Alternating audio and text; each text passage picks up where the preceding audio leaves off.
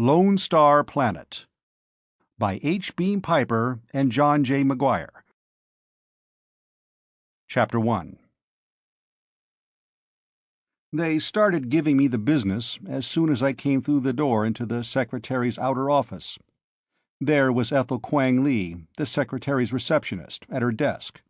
There was Cortland Staines, the assistant secretary to the undersecretary for economic penetration, and Norman Gazarin from Protocol, and Toby Lauder from Humanoid People's Affairs, and Raoul Chevier, and Hans Manteuffel, and Olga Resnick. It was a wonder there weren't more of them watching the condemned man's march to the gibbet. The word that the secretary had called me in must have gotten all over the department since the offices had opened. "Ah, Mr. Machiavelli, I presume," Ethel kicked off. "Machiavelli, Jr.," Olga picked up the ball. "At least, that's the way he signs it." "God's gift to the consular service, and the consular service's gift to policy planning," Gazarin added. "Take it easy, folks. These hooligan diplomats would as soon shoot you as look at you," Manteuffel warned. "Be sure and tell the secretary that your friends all want important posts in the Galactic Empire," Olga again. "Well, I'm glad some of you could read it," I fired back. "Maybe even a few of you understood what it was all about."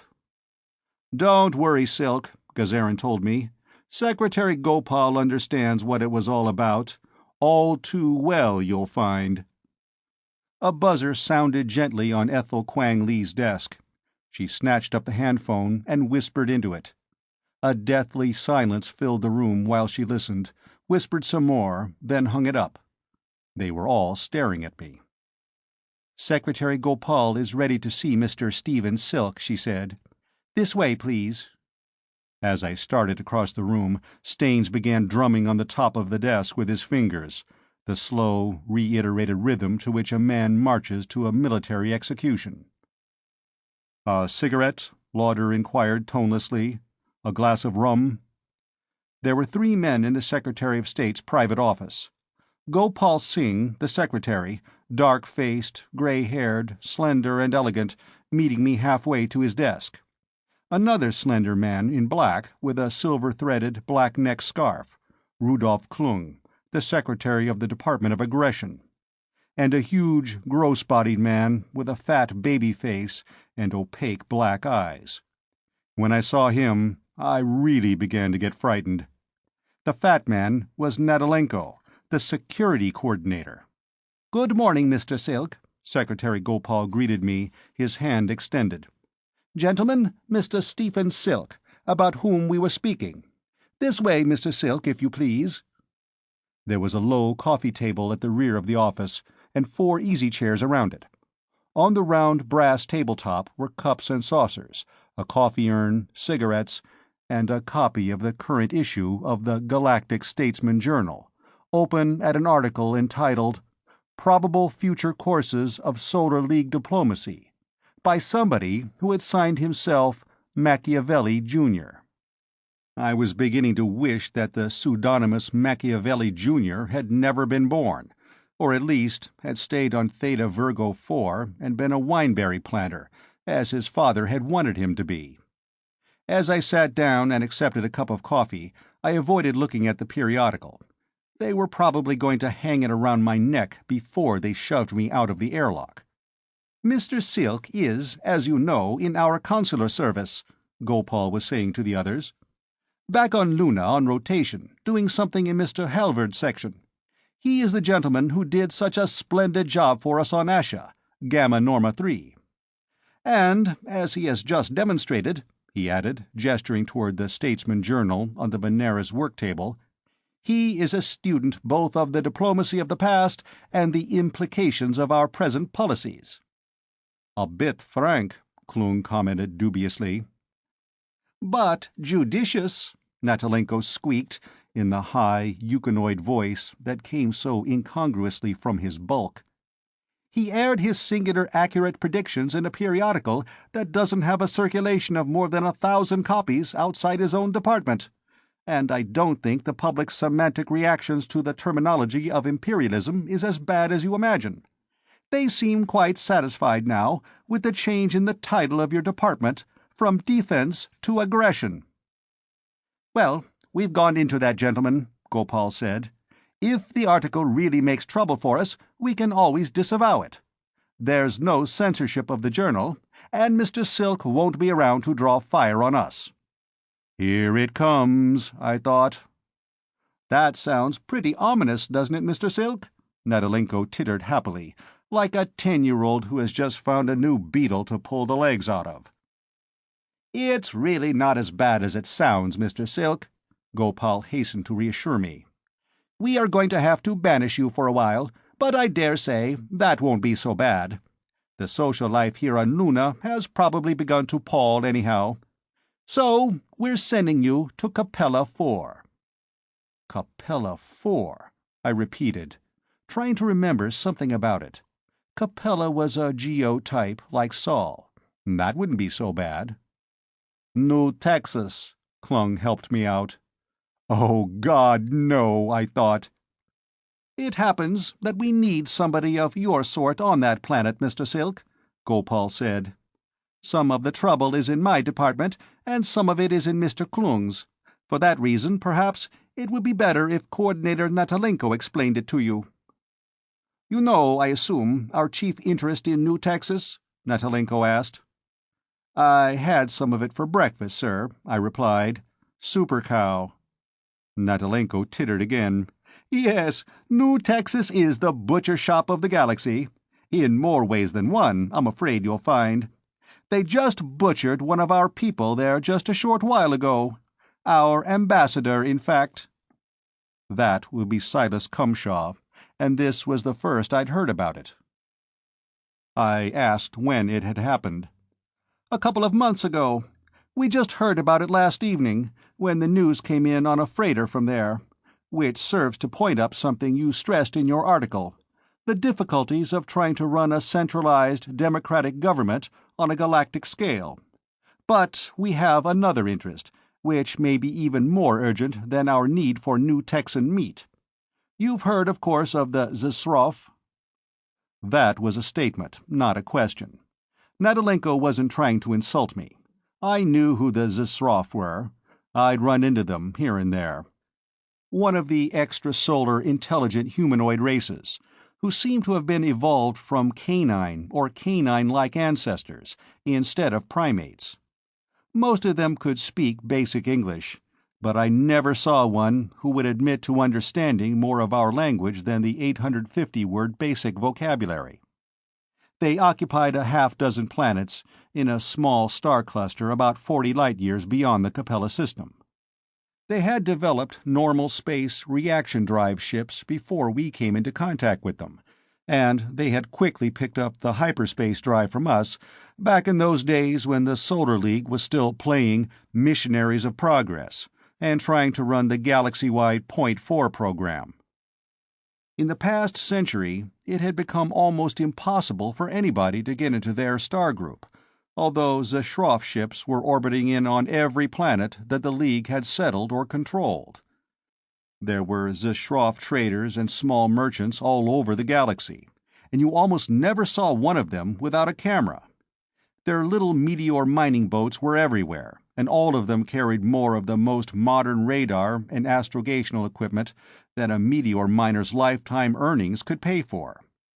I also knew that they were one of the chief causes of ulcers and premature gray hair at the League capital on Luna.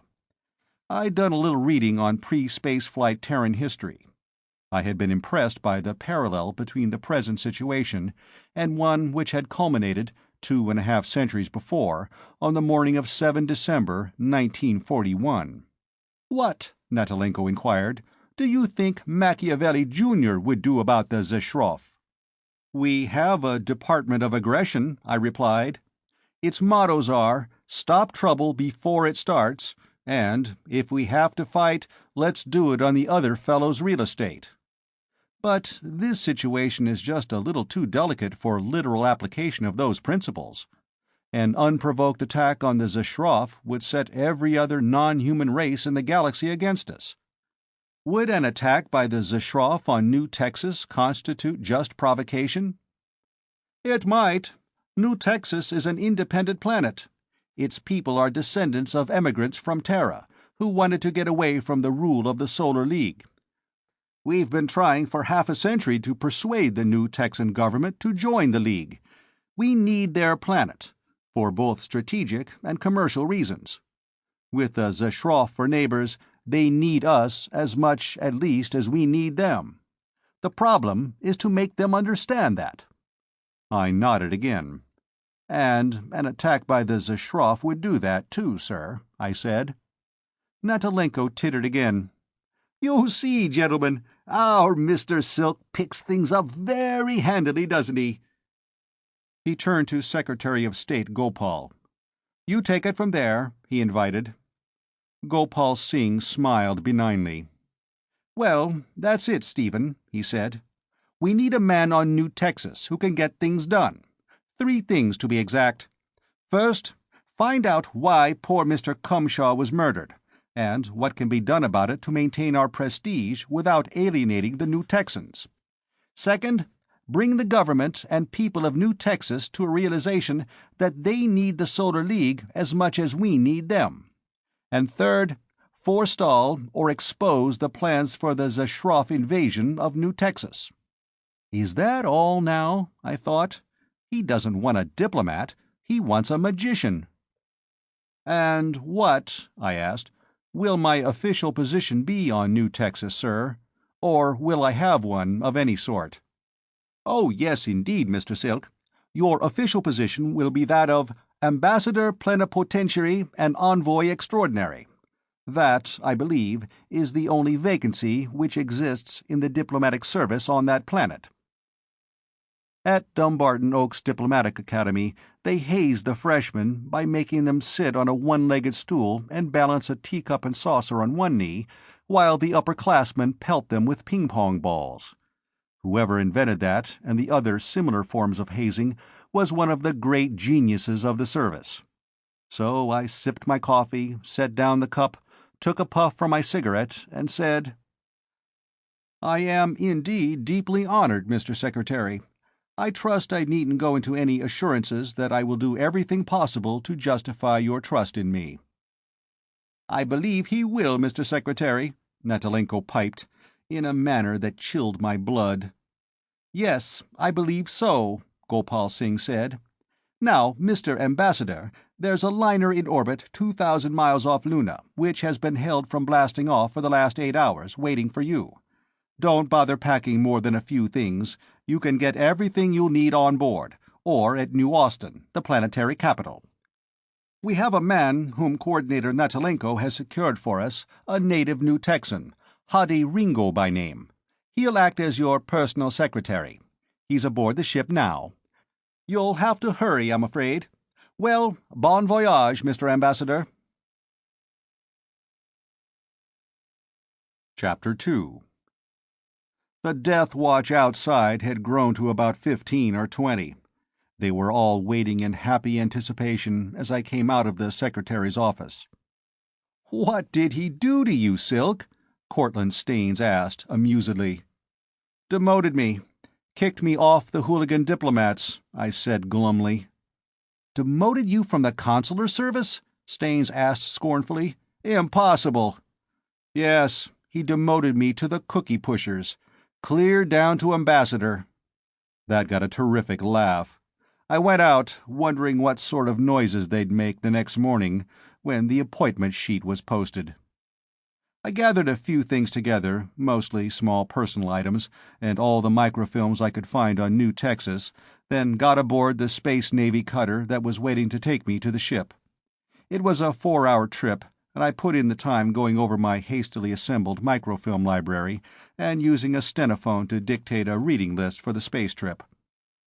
As I rolled up the stenophone tape, I wondered what sort of secretary they had given me, and in passing, why Natalenko's department had furnished him. Hadi Ringo. Queer name, but in a galactic civilization you find all sorts of names and all sorts of people bearing them, so I was prepared for anything. And I found it. I found him standing with the ship's captain inside the airlock when I boarded the big, spherical space liner. A tubby little man, with shoulders and arms he had never developed doing secretarial work, and a good-natured, not particularly intelligent face. See the happy moron, he doesn't give a damn, I thought. Then I took a second look at him. He might be happy, but he wasn't a moron. He just looked like one. Nadalenko's people often did, as one of their professional assets. I also noticed that he had a bulge under his left armpit the size of an 11mm Army automatic. He was, I'd been told, a native of New Texas. I gathered, after talking with him for a while, that he had been away from his home planet for over 5 years, was glad to be going back, and especially glad that he was going back under the protection of Solar League diplomatic immunity. In fact, I rather got the impression that, without such protection, he wouldn't have been going back at all. I made another discovery. My personal secretary, it seemed, couldn't read stenotype. I found that out when I gave him the tape I dictated aboard the cutter to transcribe for me. "Gosh, boss, I can't make anything out of this stuff," he confessed, looking at the combination shorthand braille that my voice had put onto the tape. "Well, then, put it in a player and transcribe it by ear," I told him. He didn't seem to realize that that could be done.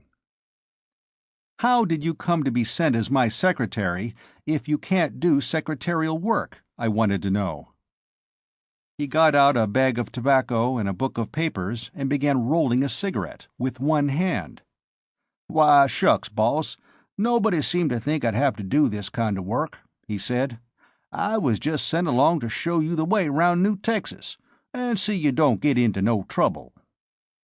He got his handmade cigarette drawing and hitched the strap that went across his back and looped under his right arm. "A guy that don't know the way around can get into a lot of trouble on New Texas, if you call getting killed trouble." So, he was a bodyguard, and I wondered what else he was. One thing, it would take him 42 years to send a radio message back to Luna, and I could keep track of any other messages he sent, in letters or on tape, by ships. In the end, I transcribed my own tape, and settled down to laying out my 3-week study course on my new post. I found, however, that the whole thing could be learned in a few hours. The rest of what I had was duplication, some of it contradictory, and it all boiled down to this. Capella 4 had been settled during the first wave of extrasolar colonization, after the Fourth World, or First Interplanetary War. Sometime around 2100. The settlers had come from a place in North America called Texas, one of the old United States. They had a lengthy history: independent republic, admission to the United States, secession from the United States, reconquest by the United States, and general intransigence under the United States, the United Nations, and the Solar League. When the laws of non-Einsteinian physics were discovered and the hyperspace drive was developed, practically the entire population of Texas had taken to space to find a new home and independence from everybody. They had found Capella 4, a Terra-type planet with a slightly higher mean temperature, a lower mass, and lower gravitational field, about 1/4 water and 3/4 land surface, at a stage of evolutionary development approximately that of Terra during the late Pliocene. They also found Super Cow, a big mammal looking like the unsuccessful attempt of a hippopotamus to impersonate a dachshund and about the size of a nuclear steam locomotive. On New Texas plains there were billions of them. Their meat was fit for the gods of Olympus.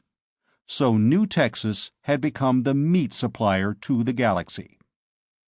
There was very little in any of the microfilm books about the politics of New Texas, and, such as it was very scornful. There were such expressions as anarchy tempered by assassination, and grotesque parody of democracy. There would, I assumed, be more exact information in the material which had been shoved into my hand just before boarding the cutter from Luna in a package labeled top secret, to be opened only in space after the first hyperjump. There was also a big trunk that had been placed in my suite, sealed and bearing the same instructions. I got Hadi out of the suite as soon as the ship had passed out of the normal space-time continuum, locked the door of my cabin, and opened the parcel. It contained only 2 loose-leaf notebooks, both labeled with the Solar League and Department seals, both adorned with customary bloodthirsty threats against the unauthorized and the indiscreet. They were numbered 1 and 2. 1 contained 4 pages. On the first I read, "Final message of the first Solar League ambassador to New Texas, Andrew Jackson Hickok. I agree with none of the so-called information about this planet on file with the State Department on Luna. The people of New Texas are certainly not uncouth barbarians. Their manners and customs, while lively and unconventional, are most charming. Their dress is graceful and practical, not grotesque. Their soft speech is pleasing to the ear. Their flag is the original flag of the Republic of Texas. It is definitely not a barbaric travesty of our own emblem. And the underlying premises of their political system should, as far as possible, be incorporated into the organization of the Solar League. Here politics is an exciting and exacting game, in which only the true representative of all the people can survive." Department Addendum. After 5 years on New Texas, Andrew Jackson Hickok resigned, married a daughter of a local rancher, and became a naturalized citizen of that planet. He is still active in politics there, often in opposition to Solar League policies. That didn't sound like too bad an advertisement for the planet. I was even feeling cheerful when I turned to the next page, and "Final message of the second Solar League ambassador to New Texas, Cyril Godwinson. Yes and no. Perhaps and perhaps not. Pardon me. I agree with everything you say. Yes and no. Perhaps and perhaps not. Pardon me. I agree." Department Addendum. After 7 years on New Texas, Ambassador Godwinson was recalled, adjudged hopelessly insane. And then, "Final message of the third Solar League ambassador to New Texas, R.F. Gullis. I find it very pleasant to inform you that when you are reading this, I will be dead. Department Addendum. Committed suicide after 6 months on New Texas." I turned to the last page cautiously. I found, "Final message of the fourth Solar League ambassador to New Texas, Silas Cumshaw. I came to this planet 10 years ago as a man of pronounced and unspoken convictions. I have managed to keep myself alive here by becoming an inoffensive non-entity. If I continue in this course, it will be only at the cost of my self-respect. Beginning tonight, I am going to state and maintain positive opinions on the relation between this planet and the Solar League." Department Addendum. Murdered at the home of Andrew J. Hickok. See page 1. And that was the end of the first notebook. Nice, cheerful reading, complete, solid briefing. I was, frankly, almost afraid to open the second notebook. I hefted it cautiously at first, saw that it contained only about as much pages as the first, and that those pages were sealed with a band around them. I took a quick peek, read the words on the band. "Before reading, open the sealed trunk which has been included with your luggage." So I laid aside the book and dragged out the sealed trunk, hesitated, then opened it. Nothing shocked me more than to find the trunk full of clothes. There were 4 pairs of trousers, light blue, dark blue, gray, and black, with wide cuffs at the bottoms. There were 6 or 8 shirts, their colors running the entire spectrum in the most violent shades. There were a couple of vests.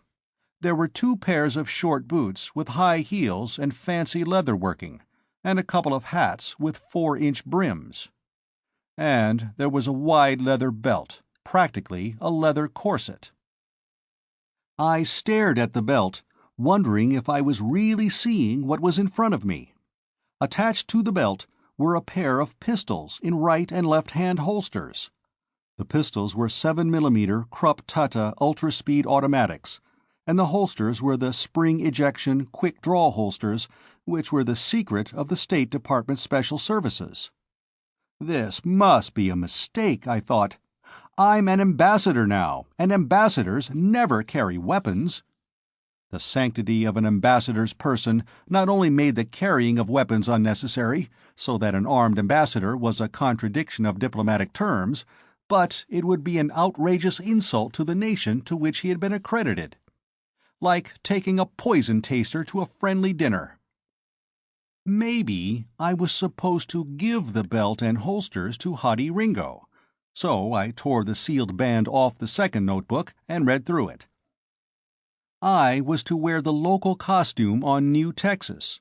That was something unusual. Even in the hooligan diplomats, we leaned over backward in wearing Terran costume to distinguish ourselves from the people among whom we worked. I was further advised to start wearing the high boots immediately, on shipboard, to accustom myself to the heels. These, I was informed, were traditional. They had served a useful purpose in the early days on Terran Texas, when all travel had been on horseback. On horseless and mechanized New Texas, they were a useless but venerated part of the cultural heritage.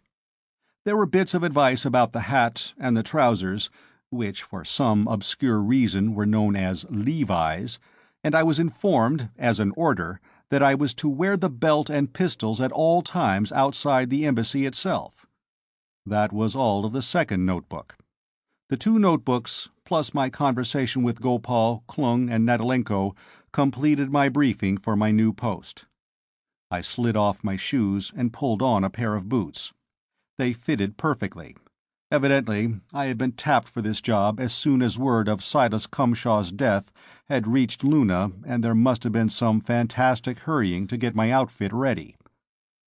I didn't like that any too well, and I liked the order to carry the pistols even less. Not that I had any objection to carrying weapons per se. I had been born and raised on Theta Virgo 4, where the children weren't allowed outside the house unattended until they've learned to shoot. But I did have strenuous objections to being sent, virtually ignorant of local customs, on a mission where I was ordered to commit deliberate provocation of the local government, immediately on the heels of my predecessor's violent death. The author of Probable Future Courses of Solar League Diplomacy had recommended the use of provocation to justify conquest. If the New Texans murdered 2 Solar League ambassadors in a row, nobody would blame the League for moving in with a space fleet and an army. I was beginning to understand how Dr. Guillotine must have felt while his neck was being shoved into his own invention. I looked again at the notebooks, each marked in red, "Familiarize yourself with contents and burn or disintegrate." I'd have to do that, of course. There were a few non-humans and a lot of non-League people aboard this ship. I couldn't let any of them find out what we considered a full briefing for a new ambassador. So I wrapped them in the original package and went down to the lower passenger zone, where I found the ship's third officer. I told him that I had some secret diplomatic matter to be destroyed, and he took me to the engine room. I shoved the package into one of the mass energy converters and watched it resolve itself into its constituent protons, neutrons, and electrons. On the way back, I stopped in at the ship's bar. Hadi Ringo was there, wrapped up in, and I use the words literally, a young lady from the Aldebaran system. She was on her way home from one of the quickie divorce courts on Terra and was celebrating her marital emancipation. They were so entangled with each other that they didn't notice me. When they left the bar, I slipped after them until I saw them enter the ladies' stateroom. That, of course, would have Hadi immobilized, better word, located, for a while. So I went back to our suite, picked the lock of Hadi's room, and allowed myself half an hour to search his luggage. All of his clothes were new, but there were not a great many of them. Evidently, he was planning to re-outfit himself on New Texas.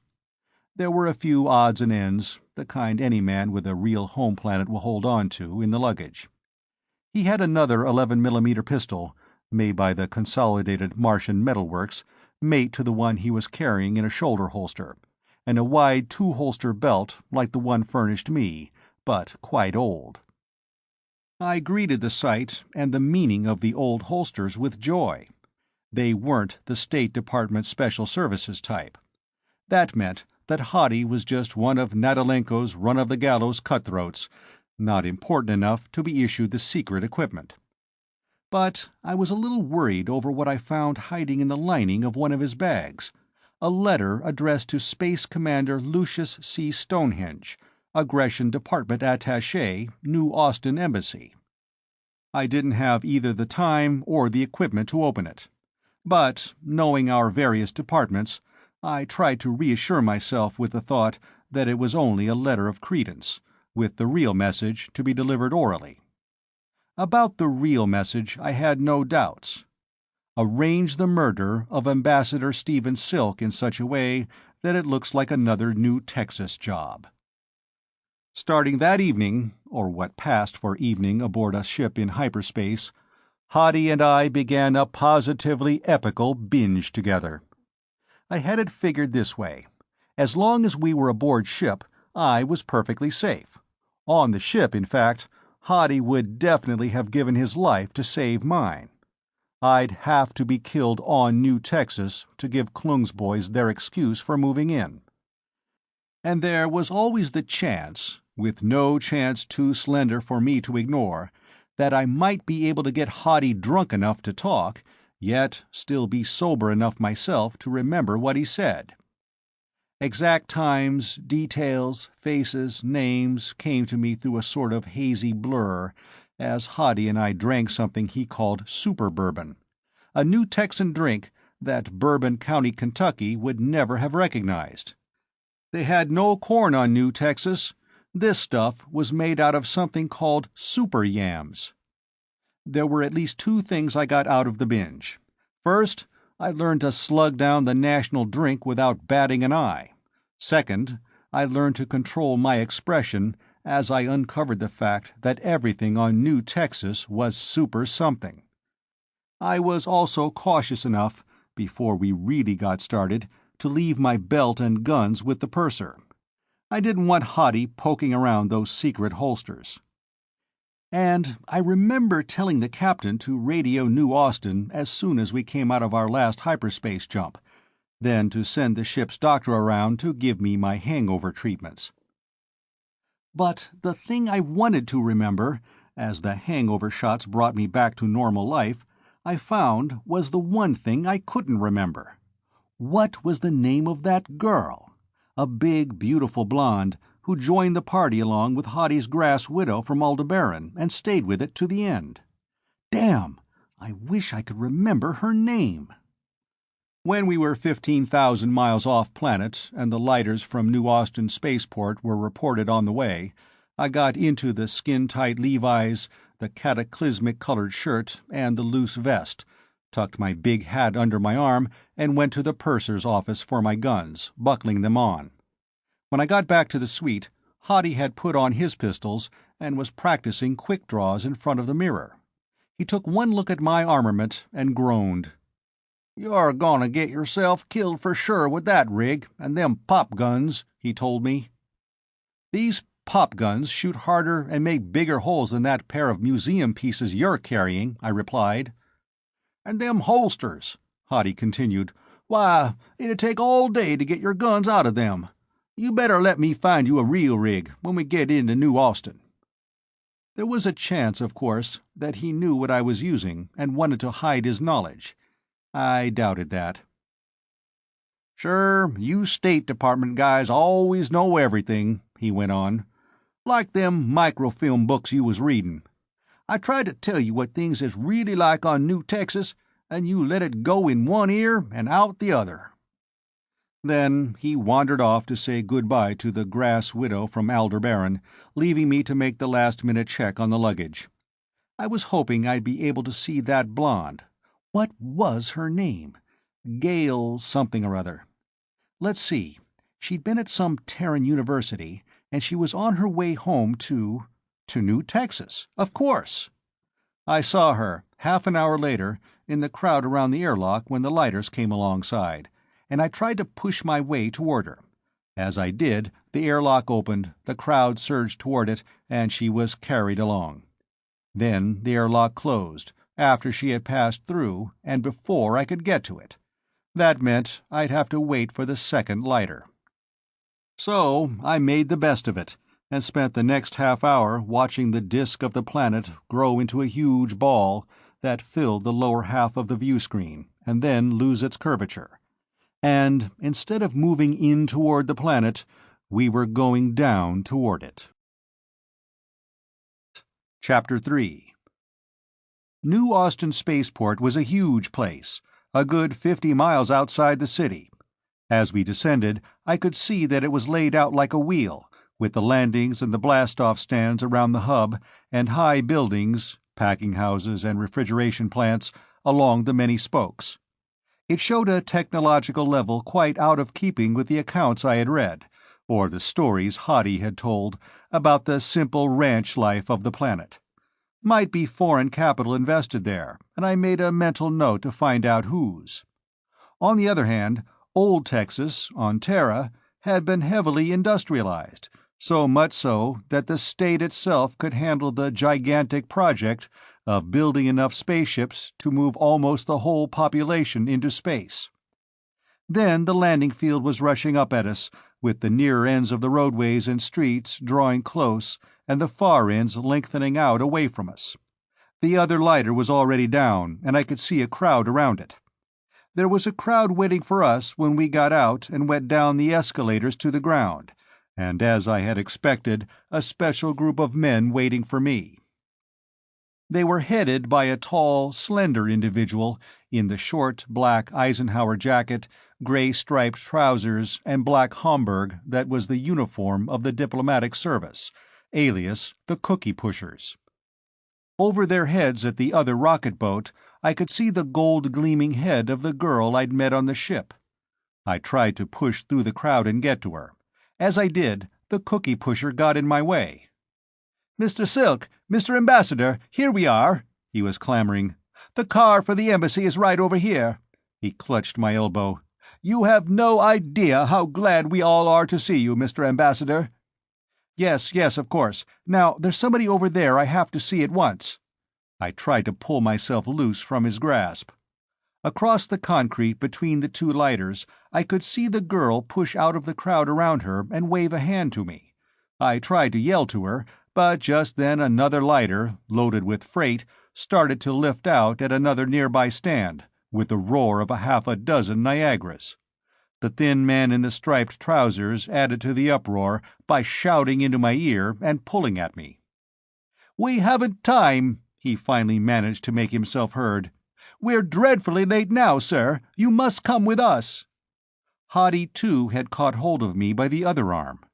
"Come on, boss. There's got to be some reason why he's got himself in an uproar about whatever it is. You'll see her again."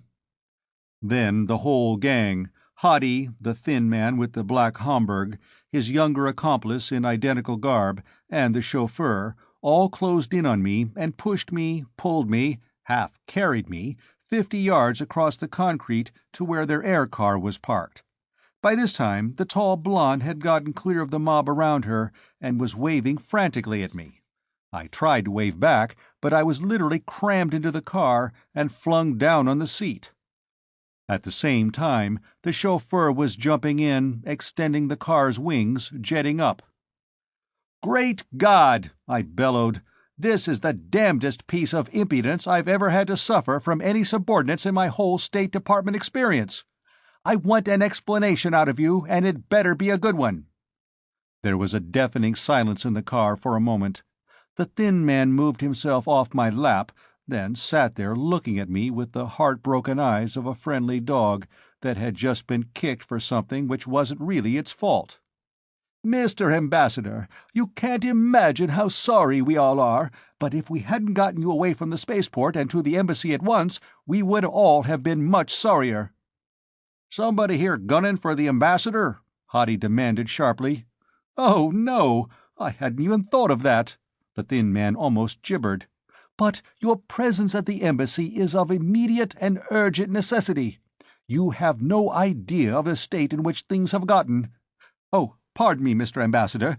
I am Gilbert W. Thromley, your charge d'affaires." I shook hands with him. "And Mr. Benito Gomez, the secretary of the embassy." I shook hands with him too, and started to introduce Mr. Hadi Ringo. Hadi, however, had turned to look out the rear window. Immediately he gave a yelp. "We got a tail, boss! 2 of them! Look back there!" There were 2 black 8-passenger air cars of the same model whizzing after us, making an obvious effort to overtake us. The chauffeur cursed and fired his auxiliary jets, then his rocket booster. Immediately, black rocket fuel puffs shot away from the pursuing air cars. Hadi turned in his seat, cranked open a porthole slit in the window, and poked one of his 11mm out, letting the whole clip go. Thromley and Gomez slid down onto the floor, and both began to drag me down with them, imploring me not to expose myself. As far as I could see, there was nothing to expose myself to. The other cars kept coming, but neither of them were firing at us. There was also no indication that Hadi's salvo had had any effect on them. Our chauffeur went into a perfect frenzy of twisting and dodging, at the same time using his radiophone to tell somebody to get the goddamn gate open in a hurry. I saw the blue skies and green plains of New Texas replacing one another above, under, in front of, and behind us.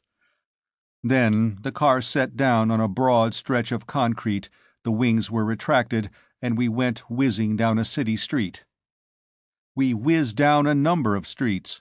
We cut corners on 2 wheels, and on 1 wheel, and, I was prepared to swear, on no wheels. A couple of times, with the wings retracted, we actually jetted into the air and jumped over vehicles in front of us, landing again with bone-shaking jolts. Then we made an abrupt turn and shot in under a concrete arch, and a big door banged shut behind us, and we stopped in the middle of a wide patio, the front of the car a few inches short of a fountain. 4 or 5 people, in diplomatic striped trousers, local dress, and the uniform of the Space Marines came running over. Thromley pulled himself erect and half climbed, half fell out of the car. Gomez got out on the other side with Hadi. I climbed out after Thromley. A tall, sandy-haired man in the uniform of the Space Navy came over. "What the devil's the matter, Thromley?" he demanded. Then, seeing me, he gave me as much of a salute as a naval officer will ever bestow on anybody in civilian clothes. "Mr. Silk?" He looked at my costume and the pistols on my belt in well-bred concealment of surprise.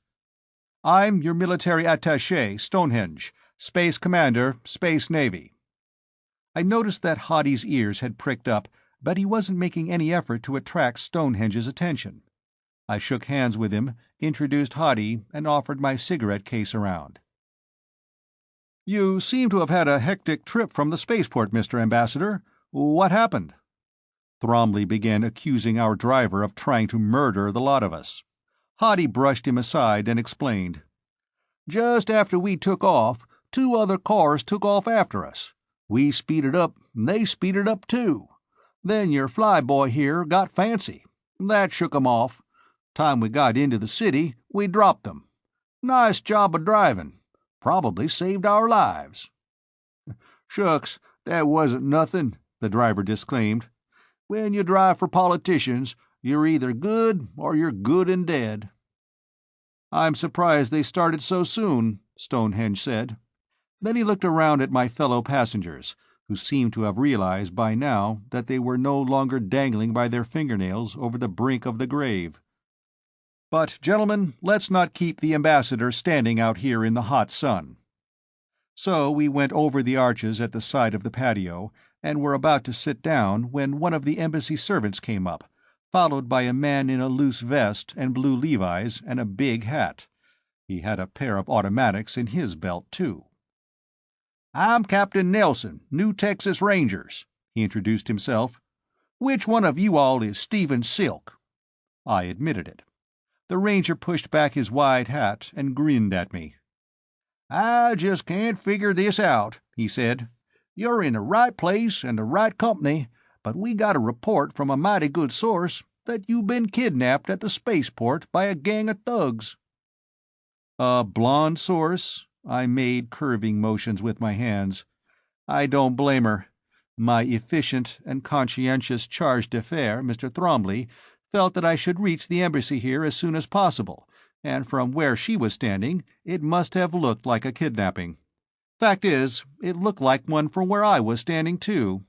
Was that you and your people who were chasing us? Then I must apologize for opening fire on you. I hope nobody was hurt." "No, our cars are pretty well armored.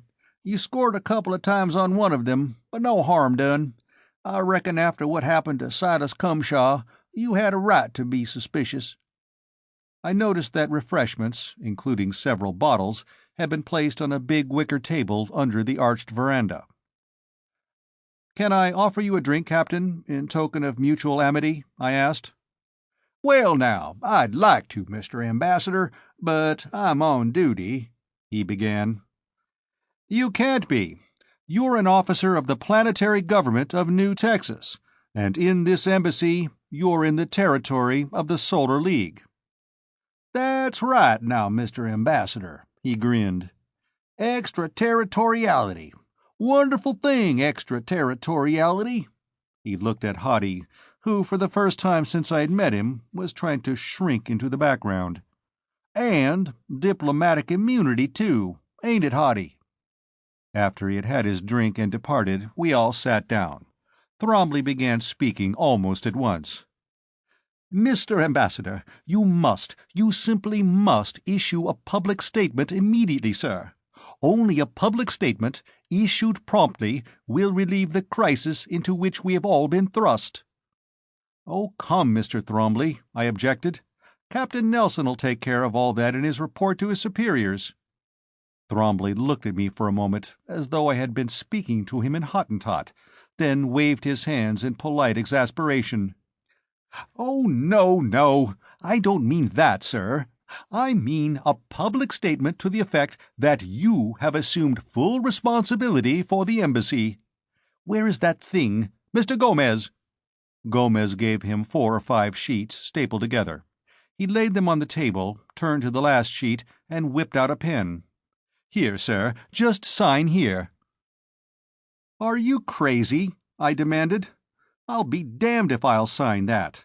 Not till I've taken an inventory of the physical property of the embassy and familiarized myself with all its commitments, and had the books audited by some firm of certified public accountants."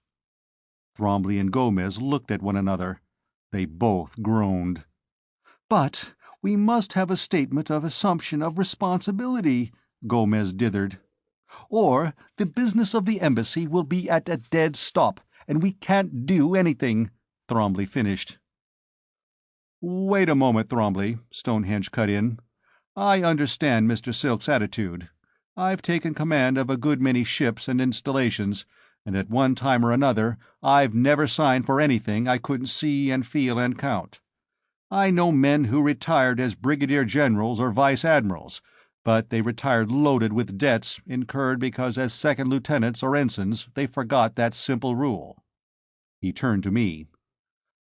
"Without any disrespect to the charge d'affaires, Mr. Silk, this embassy has been pretty badly disorganized since Mr. Cumshaw's death. No one felt authorized, or to put it more accurately, no one dared to declare himself acting head of the embassy." "Because that would make him the next target?" I interrupted. "Well, that's what I was sent here for. Mr. Gomez, as Secretary of the Embassy, will you please, at once, prepare a statement for the press and telecast release to the effect that I am now the authorized head of this embassy, responsible from this hour for all its future policies, and all its present commitments insofar as they obligate the government of the Solar League. Get that out at once. Tomorrow I will present my credentials to the Secretary of State here. Thereafter, Mr. Thromley, you can rest in the assurance that I'll be the one they'll be shooting at." "But you can't wait that long, Mr. Ambassador," Thrombly almost wailed. "We must go immediately to the State House. The reception for you is already going on." I looked at my watch, which had been regulated aboard ship for Capella IV time. It was just 13:15. "What time do they hold diplomatic receptions on this planet, Mr. Thrombly?" I asked. "Oh, any time at all, sir. This one started about 0900 when the news that the ship was in orbit off-planet got in. It'll be a barbecue, of course, and—" "Barbecued super cow! Yippee!" Hoddy yelled. "What I've been waiting for 5 years." It would be the vilest cruelty not to take him along, I thought, and it would also keep him and Stonehenge apart for a while. "But we must hurry, Mr. Ambassador," Thrombly was saying. "If you will change now to formal dress—" And he was looking at me, gasping. I think it was the first time he had actually seen what I was wearing. "In native dress, Mr. Ambassador." Thrombly's eyes and tone were again those of an innocent spaniel caught in the middle of a marital argument. Then his gaze fell to my belt, and his eyes became saucers. "Oh dear! And armed!" My charge d'affaires was shuddering, and he could not look directly at me. "Mr. Ambassador, I understand that you were recently appointed from the consular service. I sincerely hope that you will not take it amiss if I point out, here in private, that—" "Mr. Thrombly, I am wearing this costume and these pistols on the direct order of Secretary of State Gopal Singh." That set him back on his heels. I can't believe it," he exclaimed. "An ambassador is never armed." "Not when he's dealing with a government which respects the comity of nations and the usages of diplomatic practice, no," I replied. "But the fate of Mr. Cumshaw clearly indicates that the government of New Texas is not such a government. These pistols are in the nature of a not too subtle hint of the manner in which this government here is being regarded by the government of the Solar League." I turned to Stonehenge. "Commander, what sort of an embassy guard have we?" I asked. "Space Marines, sergeant and 5 men. I double as guard officer, sir." "Very well. Mr. Thrombly insists that it is necessary for me to go to this fish fry, or whatever it is, immediately. I want 2 men, a driver, and an auto rifleman for my car. And from now on, I would suggest, Commander, that you wear your sidearm at all times outside the embassy." "Yes, sir." And this time Stonehenge gave me a real salute.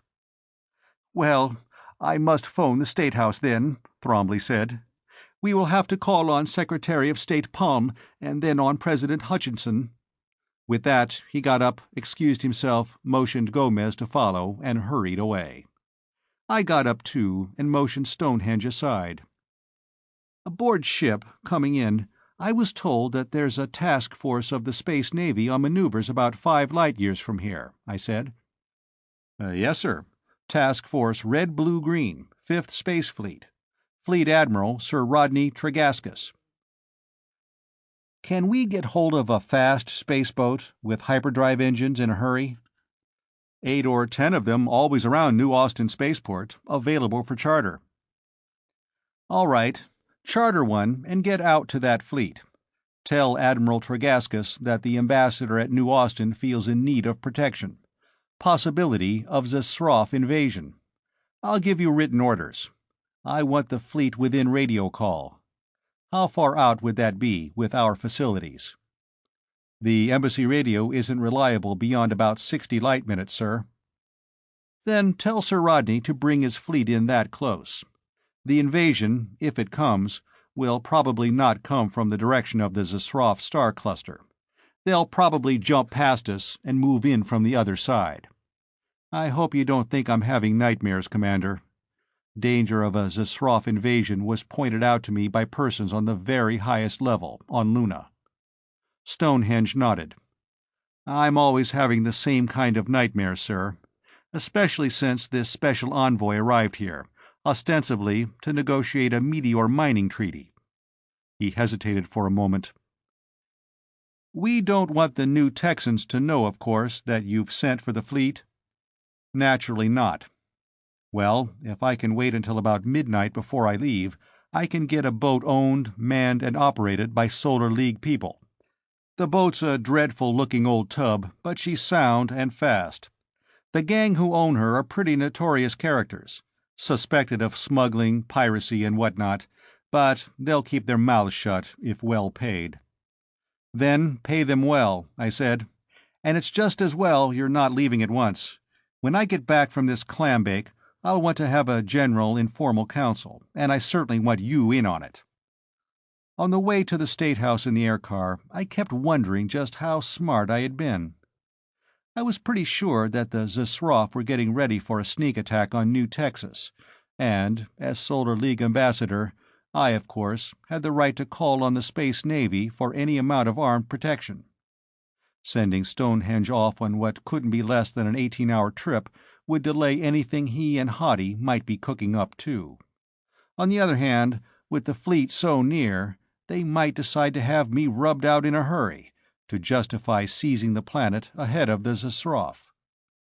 I was in that pleasant spot called damned if you do and damned if you don't. Chapter 4. The State House appeared to cover about a square mile of ground, and it was an insane jumble of buildings piled beside and on top of one another, as though it had been in continuous construction ever since the planet was colonized, 80-odd years before. At what looked like one of the main entrances, the car stopped. I told our Marine driver and auto rifleman to park the car and take in the barbecue, but to leave word with the doorman where they could be found. Hottie, Thrombly, and I went in, to be met by a couple of New Texas Rangers, one of them the officer who had called at the embassy. They guided us to the office of the Secretary of State. "We're dreadfully late," Thrombly was fretting. "I do hope we haven't kept the Secretary waiting too long." From the looks of him, I was afraid we had. He jumped up from his desk and hurried across the room as soon as the receptionist opened the door for us, his hand extended. "Good afternoon, Mr. Thrombly," he burbled nervously. "And this is the new ambassador, I suppose. And this—" He caught sight of Hottie Ringo bringing up the rear and stopped short, hand flying to an open mouth. "Oh, dear me!" So far, I had been building myself a New Texas stereotype from Hottie Ringo and the ranger officer who had chased us to the embassy. But this frightened little rabbit of a fellow simply didn't fit in. An alien would be justified in assigning him to an entirely different species. Thrombly introduced me. I introduced Hottie as my confidential secretary and advisor. We all shook hands, and Thrombly dug my credentials out of his briefcase and handed them to me, and I handed them to the Secretary of State, Mr. William A. Palm. He barely glanced at them, then shook my hand again fervently, and mumbled something about inexpressible pleasure and entirely acceptable to my government. That made me the accredited and accepted ambassador to New Texas. Mr. Palm hoped, or said he hoped, that my stay in New Texas would be long and pleasant. He seemed rather less than convinced that it would be. His eyes kept returning in horrified fascination to my belt. Each time they would focus on the butts of my Krupp Tatas. He would pull them resolutely away again. "And now we must take you to President Hutchinson. He is most anxious to meet you, Mr. Silk. If you will please come with me." 4 or 5 Rangers who had been loitering the hall outside moved to follow us as we went toward the elevator. Although we had come into the building onto a floor only a few feet above street level, we went down 3 floors from the hallway outside the Secretary of State's office, into a huge room, the concrete floor of which was oil-stained, as though vehicles were continually being driven in and out. It was about 100 feet wide, and 200 or 300 in length. Daylight was visible through open doors at the end. As we approached them, the Rangers fanning out on either side in front of us, I could hear a perfect bedlam of noise outside, shouting, singing, dance band music, interspersed with the banging of shots.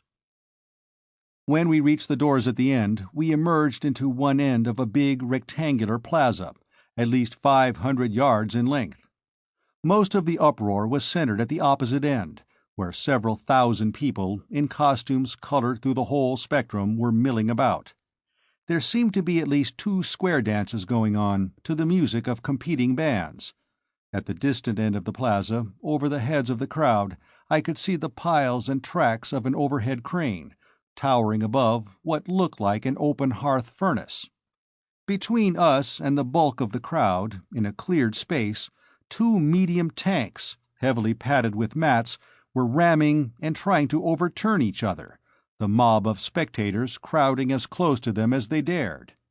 The din was positively deafening, though we were at least 200 yards from the center of the crowd. "Oh dear, I always dread these things," Palm was saying. "Yes, absolutely anything could happen," Thromley twittered. "Man, this is a real barbecue," Hoddy gloated. "Now I really feel at home." "Over this way, Mr. Silk," Palm said, guiding me toward the short end of the plaza, on our left.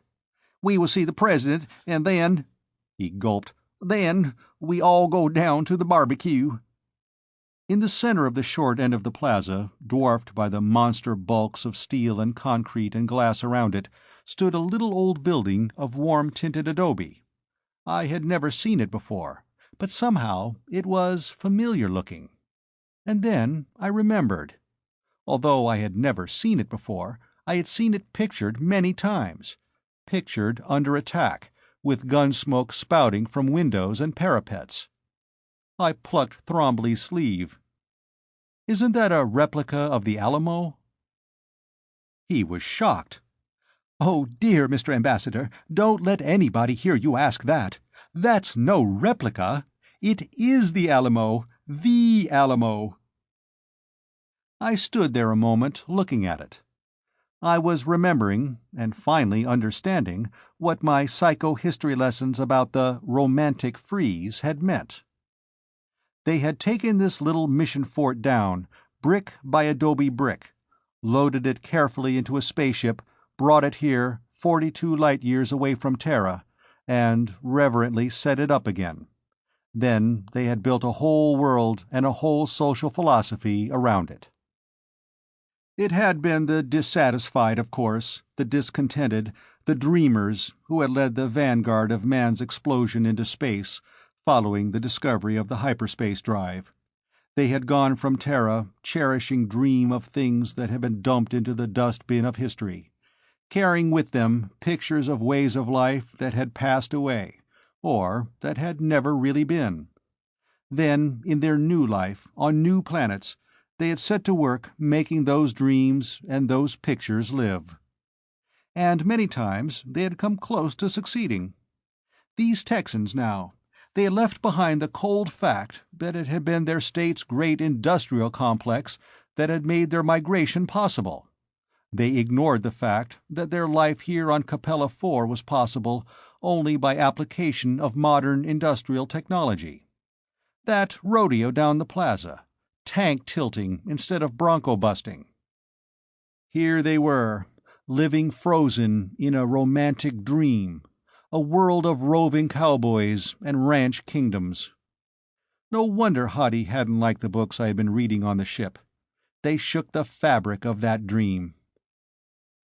There were people moving about, at this relatively quiet end of the plaza, mostly in the direction of the barbecue. 10 or 12 Rangers loitered at the front of the Alamo, and with them I saw the dress blues of my 2 Marines. There was a little 3-wheeled motor cart among them, from which they were helping themselves to food and drink. When they saw us coming, the 2 Marines shoved their sandwiches into the hands of a couple of Rangers and tried to come to attention. At ease, I told them. "Have a good time, boys. Hoddy, you better get in on some of this grub. I may be inside for quite a while." As soon as the Rangers saw Hoddy, they hastily got things out of their right hands. Hoddy grinned at them. "Take it easy, boys," he said. "I'm protected by the game laws. I'm a diplomat, I am." There were a couple of Rangers lounging outside the door of the president's office, and both of them carried auto rifles, implying things I didn't like.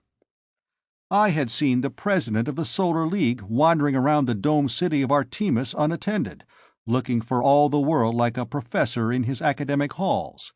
Since then, maybe before then, I had always had a healthy suspicion of governments whose chiefs had to surround themselves with bodyguards. But the president of New Texas, John Hutchinson, was alone in his office when we were shown in. He got up and came around his desk to greet us, a slender, stoop-shouldered man in a black and gold lace jacket. He had a narrow, compressed mouth, and eyes that seemed to be watching every corner of the room at once. He wore a pair of small pistols in cross-body holsters under his coat, and he always kept one hand or the other close to his abdomen. He was like, and yet unlike, the Secretary of State. Both had the look of hunted animals.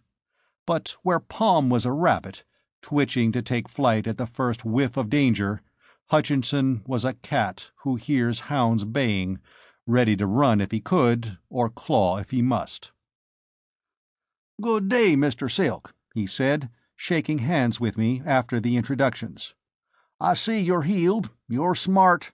You wouldn't be here today if poor Silas Cumshaw'd been as smart as you are. Great man, though, a wise and a far-seeing statesman. He and I were real friends." "You know who Mr. Silk brought with him as a bodyguard?" Palm asked. "Hadi Ringo." "Oh, my God! I thought this planet was rid of him." The president turned to me. "You got a good trigger man, though, Mr. Ambassador. Good man to watch your back for you. But a lot of folks here won't thank you for bringing him back to New Texas." He looked at his watch. "We have time for a little drink before we go outside, Mr. Silk," he said. "Care to join me?" I assented, and he got a bottle of super bourbon out of his desk, with 4 glasses. Palm got some water tumblers and brought the pitcher of ice water from the cooler. I noticed that the New Texas Secretary of State filled his 3-ounce liquor glass to the top and gulped it down at once. He might act as though he were descended from a long line of maiden aunts, but he took his liquor in blasts that would have floored a spaceport labor boss.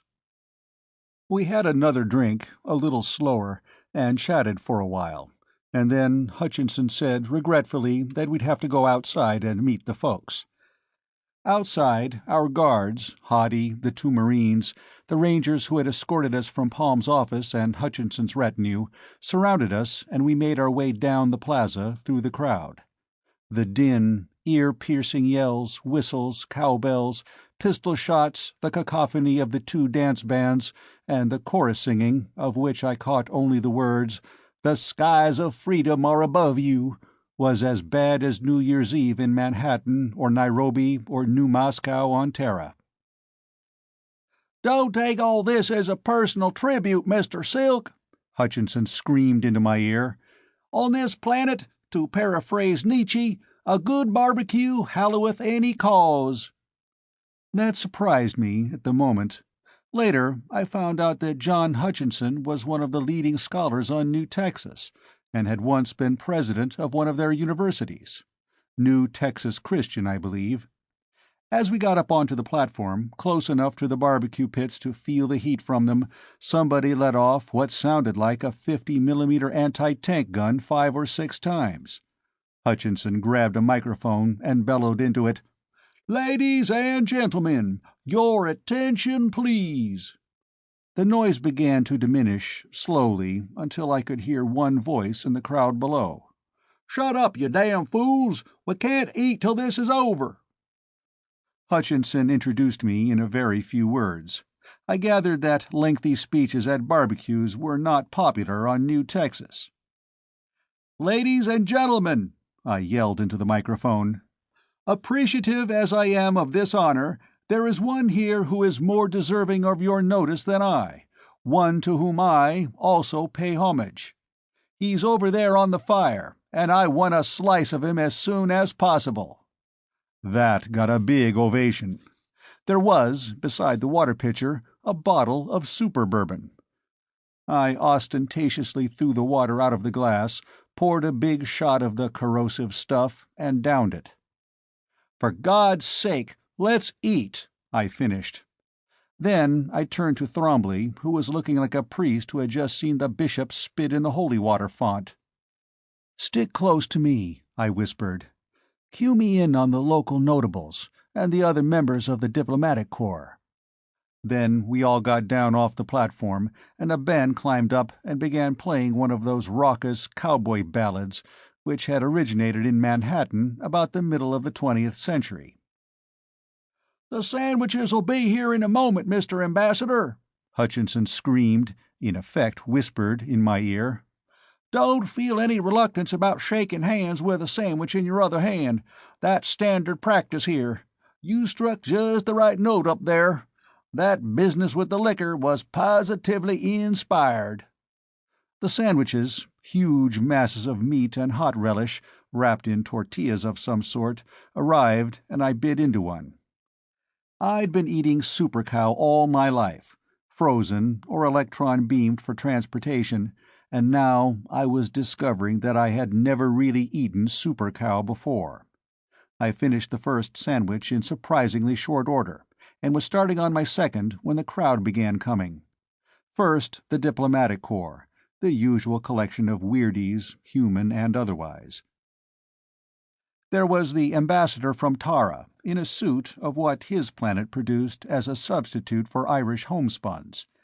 His embassy, if it was like the others I had seen elsewhere, would be an outsized cottage with whitewashed walls and a thatched roof, with a bowl of milk outside the door for the little people. The ambassador from Alpheratz II, the South African nationalist planet, with a full beard and an old-fashioned plug hat and tailcoat. They were a frustrated lot. They had gone into space to practice apartheid, and had settled on a planet where there was no other intelligent race to be superior to. The Mormon ambassador from Deseret, Delta Camelopardulus 5, the ambassador from Spica 7, a short, jolly-looking little fellow with a head like a seal's, long arms, short legs, and a tail like a kangaroo's. The ambassador from Beta Cephas 6, who could have passed for a human if he hadn't had blood with a copper base instead of iron. His skin was a dark green, and his hair was a bright blue.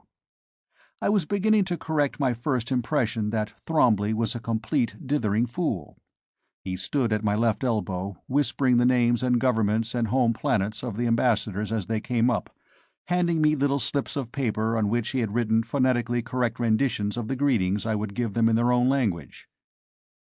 I was still twittering a reply to the greeting of Nana Dabadian from Beta Cephas 6 when he whispered to me, "Here it comes, sir, the Zisrof." The Zisrof were reasonably close to human stature and appearance, allowing for the fact that their ancestry had been canine instead of simian.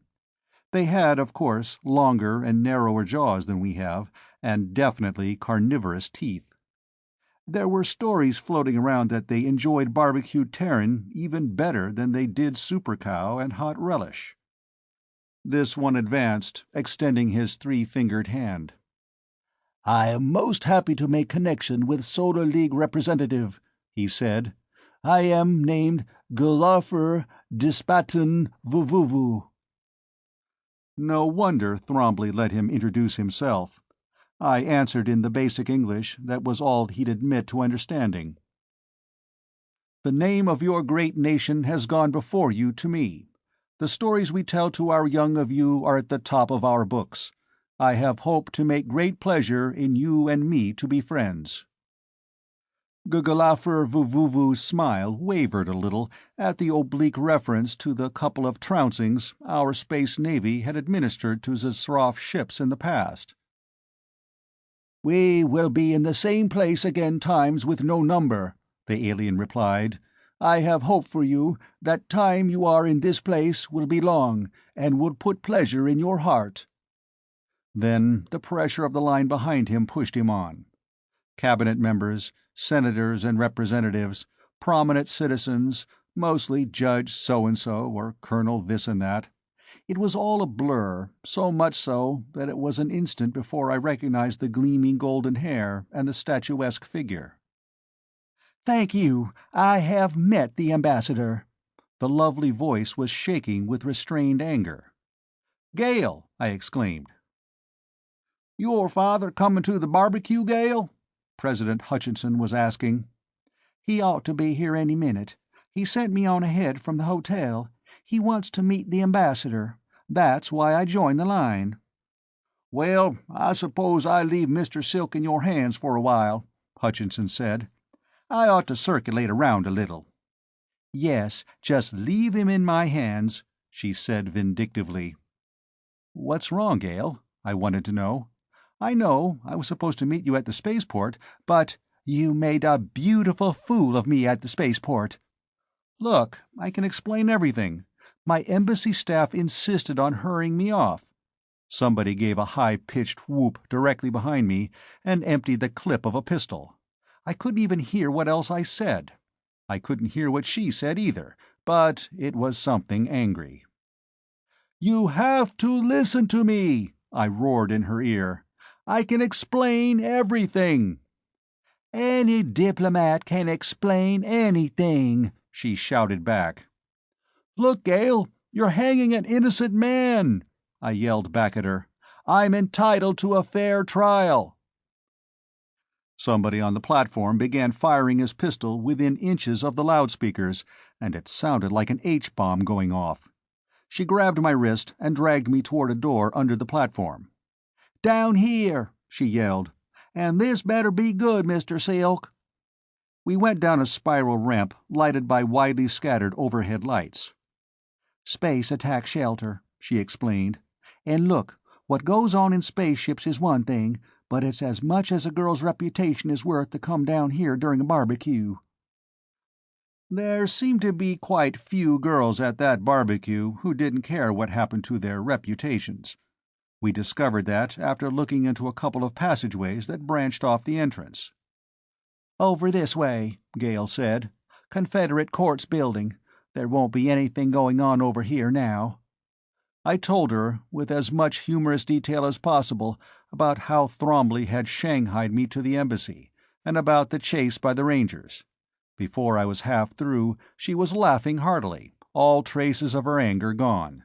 Finally, we came to a stairway, and at the head of it to a small door. "It's been 4 years that I've been away from here," she said. "I think there's a reading room of the law library up here. Let's go in and enjoy the quiet for a while." But when we opened the door, there was a ranger standing inside. "Come to see a trial, Mr. Silk? Oh, hello, Gale. Just in time. They're going to prepare for the next trial." As he spoke, something clicked at the door. Gale looked at me in consternation. "Now we're locked in," she said. "We can't get out till the trial's over." Chapter 5. I looked around. We were on a high balcony at the end of a long, narrow room.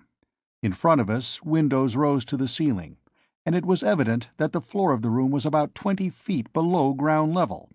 Outside, I could see the barbecue still going on, but not a murmur of noise penetrated to us. What seemed to be the judge's bench was against the outside wall under the tall windows. To the right of it was a railed stand with a chair in it, and in front, arranged in U-shape, were 3 tables at which a number of men were hastily conferring. There were 9 judges in a row on the bench, all in black gowns. The spectator seats below were filled with people, and there were quite a few up here on the balcony. "What is this? Supreme Court?" I asked, as Gale piloted me to a couple of seats where we could be alone. "No, Court of Political Justice," she told me. "This is the court that's going to try those 3 Bonney brothers who killed Mr. Cumshaw." It suddenly occurred to me that this was the first time I had heard anything specific about the death of my predecessor. "That isn't the trial that's going on now, I hope?" "Oh, no. That won't be for a couple of days. Not till after you can arrange to attend. I don't know what this trial is. I only got home today myself." What's the procedure here? I wanted to know. Well, those 9 men are judges, she began. The one in the middle is President Judge Nelson. You've met his son, the ranger officer who chased you from the spaceport? He's just a regular jurist. The other 8 are prominent citizens who are drawn from a panel, like a jury. The men at the table on the left are the prosecution, friends of the politician who was killed. And the ones on the right are the defense. They'll try to prove that the dead man got what was coming to him. The ones in the middle are friends of the court. They're just anybody who has any interest in the case, people who want to get some point of law cleared up, or see some precedent established, or something like that. You seem to assume that this is a homicide case, I mentioned. They generally are, sometimes mayhem, or wounding, or simple assault, but— There had been some sort of conference going on in the open space of floor between the judge's bench and the 3 tables. It broke up now, and the judge in the middle rapped with his gavel. "Are you gentlemen ready?" he asked. "All right, then. Court of Political Justice of the Confederate Continents of New Texas is now in session.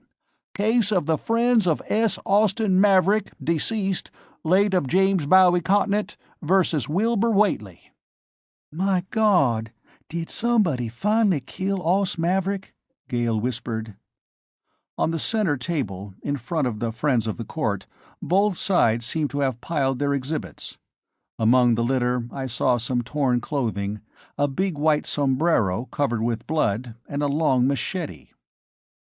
"The general nature of the case," the judge was saying, "is that the defendant, Wilbur Whately, of Sam Houston Continent, is here charged with diverse offenses arising from the death of the Honorable S. Austin Maverick, whom he killed on the front steps of the Legislative Assembly Building here in New Austin."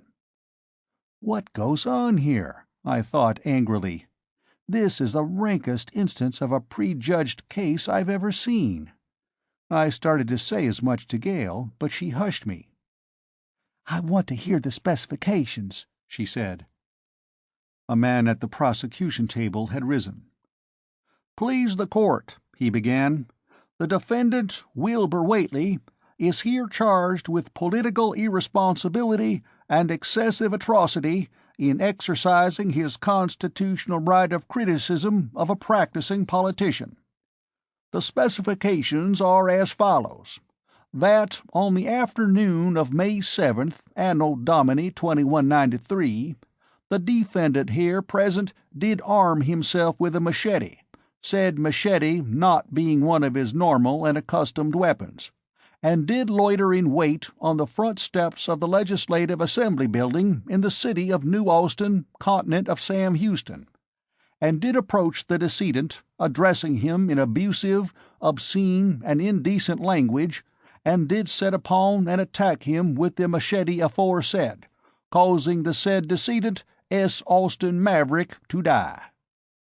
The court wanted to know how the defendant would plead. Somebody, without bothering to rise, said, "Not guilty, Your Honor," from the defense table. There was a brief scraping of chairs. 4 of 5 men from the defense and the prosecution tables got up and advanced to confer in front of the bench, comparing sheets of paper. The man who had read the charges, obviously the chief prosecutor, made himself the spokesman. "Your Honor, defense and prosecution wish to enter the following stipulations: that the decedent was a practicing politician within the meaning of the Constitution, that he met his death in the manner stated in the coroner's report, and that he was killed by the defendant, Wilbur Whately." "Is that agreeable to you, Mr. Vincent?" the judge wanted to know. The defense answered affirmatively. I sat back, gaping like a fool. Why, that was practically— no, it was a confession. "All right, gentlemen," the judge said. "Now we have all that out of the way, let's get on with the case." As though there were any case to get on with. I fully expected them to take it on from there in song, words by Gilbert and music by Sullivan. "Well, Your Honor, we have a number of character witnesses," the prosecution, for God's sake, announced. "Skip them," the defense said. "We stipulate." But you can't stipulate character testimony, the prosecution argued. You don't know what our witnesses are going to testify to. Sure we do. They're going to give us a big, long, shaggy dog story about the life and miracles of St. Austin Maverick. We'll agree in advance to all that. This case is concerned only with his record as a politician. And as he spent the last 15 years in the Senate, that's all a matter of public record. I assume that the prosecution is going to introduce all that, too? Well, naturally, the prosecution began. Including his public acts on the last day of his life, the counsel for the defense demanded. His actions on the morning of May 7th as chairman of the Finance and Revenue Committee? You going to introduce that as evidence for the prosecution? Well, now, the prosecutor began. Your Honor, we asked to have a certified copy of the proceedings of the Senate Finance and Revenue Committee for the morning of May 7th, 2193, read into the record of this court, the counsel for the defense said. And thereafter, we rest our case. Has the prosecution anything to say before we close the court? Judge Nelson inquired. Well, Your Honor, this seems, that is, we ought to hear both sides of it. My old friend, Aus Maverick, was a really fine man. He did a lot of good for the people of this continent. Yeah, we'd 'a' lynched him when we got back if somebody hadn't chopped him up here in New Austin, a voice from the rear of the courtroom broke in. The prosecution hemmed and hawed for a moment, then announced in a hasty mumble that it rested. I will now close the court, Judge Nelson said. I advise everybody to keep your seats. I don't think it's going to be closed very long. And then he actually closed the court. Pressing a button on the bench, he raised a high black screen in front of him and his colleagues. It stayed up for some 60 seconds and then dropped again. The Court of Political Justice has reached a verdict, he announced. Wilbur Whately and your attorney approach and hear the verdict. The defense lawyer motioned a young man who had been sitting beside him to rise. In the silence that had fallen, I could hear the defendant's boots squeaking as he went forward to hear his fate. The judge picked up a belt and a pair of pistols that had been lying in front of him. Wilbur Whately, he began, this court is proud to announce that you have been unanimously acquitted of the charge of political irresponsibility and of unjustified and excessive atrocity. There was one dissenting vote on acquitting you of the charge of political irresponsibility. One of the associate judges felt that the late unmitigated scoundrel, Austin Maverick, ought to have been skinned alive an inch at a time. You are, however, acquitted of that charge, too. You all know, he continued, addressing the entire assemblage, the reason for which this young hero cut down that monster of political iniquity, S. Austin Maverick. On the very morning of his justly merited death, Austin Maverick, using the powers of his political influence, rammed through the Finance and Revenue Committee a bill entitled An Act for the Taxing of Personal Incomes and for the Levying of a Withholding Tax. Fellow citizens, words fail me to express my horror of this diabolic proposition, this proposed instrument of tyrannical extortion, borrowed from the dark ages of the 20th century. Why, if this young nobleman had not taken his blade in hand, I'd have killed the son of a bitch myself. He leaned forward, extending the belt and holsters to the defendant. I therefore restore to you your weapons, taken from you when, in compliance with the law, you were formally arrested. Buckle them on, and assuming your weapons again, go forth from this court a free man, Wilbur Whately, and take with you that machete with which you vindicated the liberties and rights of all New Texans.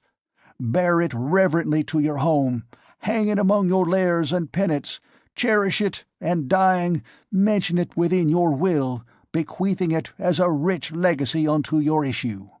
Court adjourned. Next session, 0900 tomorrow. For Christ's sake, let's get out of here before the barbecue's over. Some of the spectators, drooling for barbecued super cow, began crowding and jostling toward the exits. More of them were pushing to the front of the courtroom, cheering and waving their hip flasks. The prosecution and about half of the friends of the court hastily left by a side door, probably to issue statements disassociating themselves from the deceased Maverick. "So, that's the court that's going to try the men who killed Ambassador Cumshaw," I commented, as Gale and I went out. "Why, the purpose of that court seems to be to acquit murderers." "Murderers?" She was indignant. "That wasn't murder. He just killed a politician. All the court could do was determine whether or not the politician needed it, and while I never heard about Maverick's income tax proposition, I can't see how they could have brought in any other kind of verdict. Of all the outrageous things—" I was thoughtfully silent as we went out into the plaza, which was still a riot of noise and polychromatic costumes, and my thoughts were as weltered as the scene before me. Apparently, on New Texas, killing a politician wasn't regarded as malum in se, and was malum prohibitorum only to the extent that what happened to the politician was in excess of what he deserved. I began to understand why Palm was such a scared rabbit, why Hutchinson had that hunted look and kept his hands always within inches of his pistols. I began to feel more pity than contempt for Thromley, too. He's been on this planet too long, and he should never have been sent here in the first place. I'll rotate him home as soon as possible. Then the full meaning of what I had seen finally got through to me. If they were going to try the killers of Cumshaw in that court, that meant that on New Texas foreign diplomats were regarded as practicing politicians. That made me a practicing politician too. And that's why, when we got back to the vicinity of the bandstand, I had my right hand close to my pistol, with my thumb on the inconspicuous little spot of silver inlay that operated the secret holster mechanism. I saw Hutchinson and Palm and Thromley ahead. With them was a newcomer, a portly, ruddy-faced gentleman with a white mustache and goatee, dressed in a white suit. Gale broke away from me and ran toward him. This, I thought, would be her father. Now I would be introduced and find out just what her last name was. I followed, more slowly, and saw a waiter with a wheeled serving table move in behind the group which he had joined. So I saw what none of them did. The waiter suddenly reversed his long carving knife and poised himself for a blow at President Hutchinson's back. I simply pressed the little silver stud on my belt. The Krupp Tata popped obediently out of the holster into my open hand. I thumbed off the safety and swung up. When my sights closed on the rising hand that held the knife, I fired. Hadi Ringo, who had been holding a sandwich with one hand and a drink with the other, dropped both and jumped on the man whose hand I had smashed. A couple of Rangers closed in and grabbed him also. The group around President Hutchinson had all turned and were staring from me to the man I had shot, and from him to the knife with the broken handle lying on the ground. Hutchinson spoke first. "Well, Mr. Ambassador, my government thanks your government. That was nice shooting." "Hey, you been holding out on me," Hadi accused. "I never knew you was that kind of gunfighter." "There's a new wrinkle," the man with the white goatee said.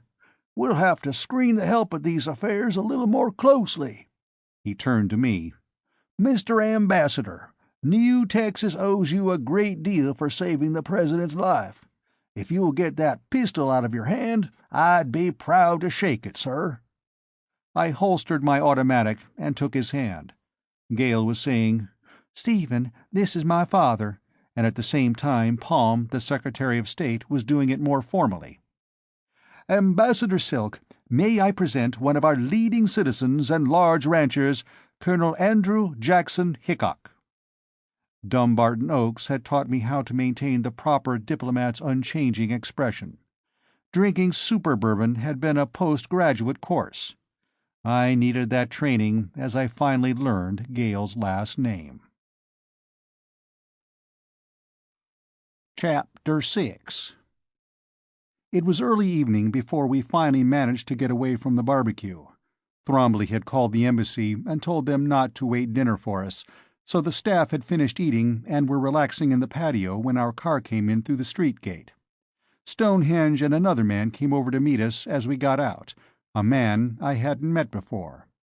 He was a little fellow, half Latin, half Oriental, in new Texas costume, and wearing a pair of pistols like mine, in State Department Special Services holsters. He didn't look like a Dumbarton Oaks product. I thought he was more likely an alumnus of some private detective agency. "Mr. Francisco Parros, our intelligence man," Stonehenge introduced him.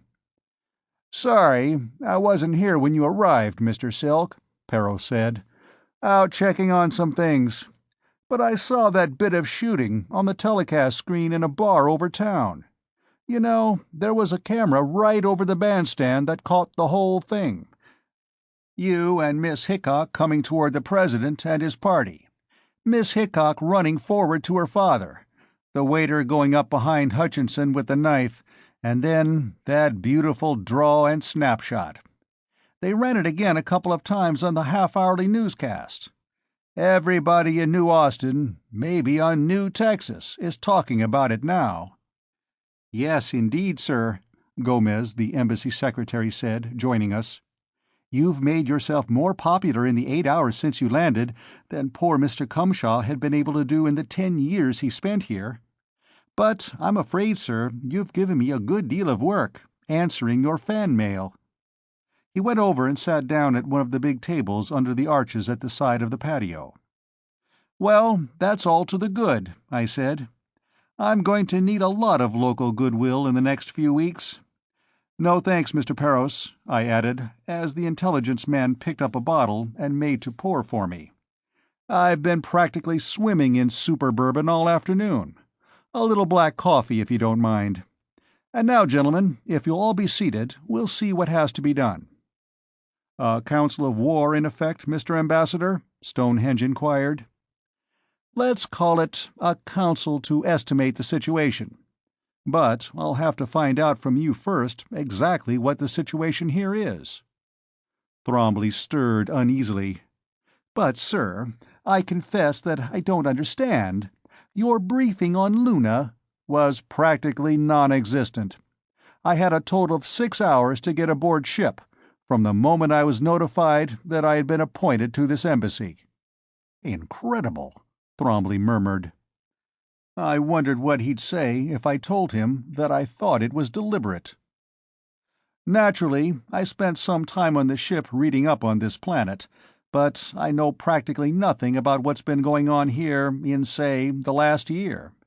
And all I know about the death of Mr. Cumshaw is that he is said to have been killed by 3 brothers named Bonney." "So you'll want just about everything, Mr. Silk," Thrombly said. "Really, I don't know where to begin. Start with why and how Mr. Cumshaw was killed. The rest, I believe, will key into that." So they began, Thrombly, Stonehenge, and Parros doing the talking. It came to this. Ever since we had first established an embassy on New Texas, the goal of our diplomacy on this planet had been to secure it into the Solar League. And it was a goal which seemed very little closer to realization now than it had been 23 years before. "You must know by now what politics on this planet are like, Mr. Silk," Thrombly said. "I have an idea. One ambassador gone native, another gone crazy, the third killed himself, the fourth murdered." "Yes, indeed. I've been here 15 years myself." "That's entirely too long for anybody to be stationed in this place," I told him. "If I'm not murdered myself in the next couple of weeks, I'm going to see that you and any other member of this staff who's been here over 10 years are rotated home for a tour of duty at department headquarters." "Oh, would you, Mr. Silk? I would be so happy." Thrombly wasn't much in the way of an ally, but at least he had a sound, selfish motive for helping me stay alive. I assured him I would get him sent back to Luna, and then went on with the discussion. Up until 6 months ago, Silas Cumshaw had modeled himself after the typical New Texas politician. He had always worn at least two faces, had always managed to place himself on every side of every issue at once. Nothing he ever said could possibly be construed as controversial. Naturally, the cause of New Texan annexation to the Solar League had made no progress whatever.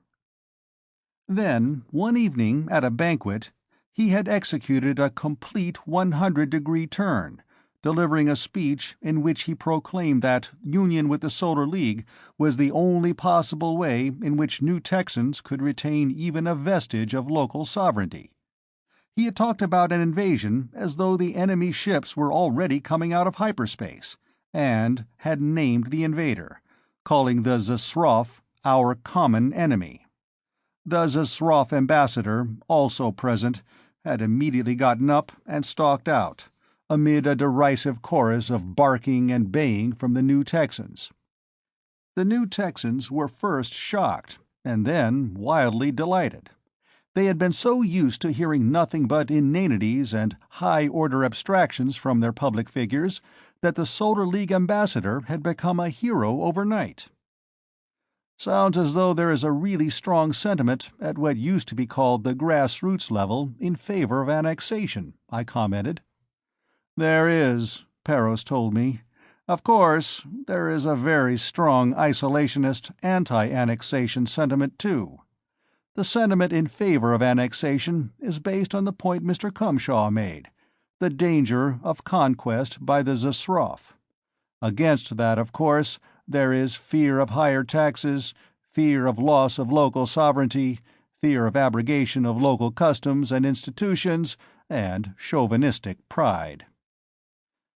We can deal with some of that by furnishing guarantees of local self-government.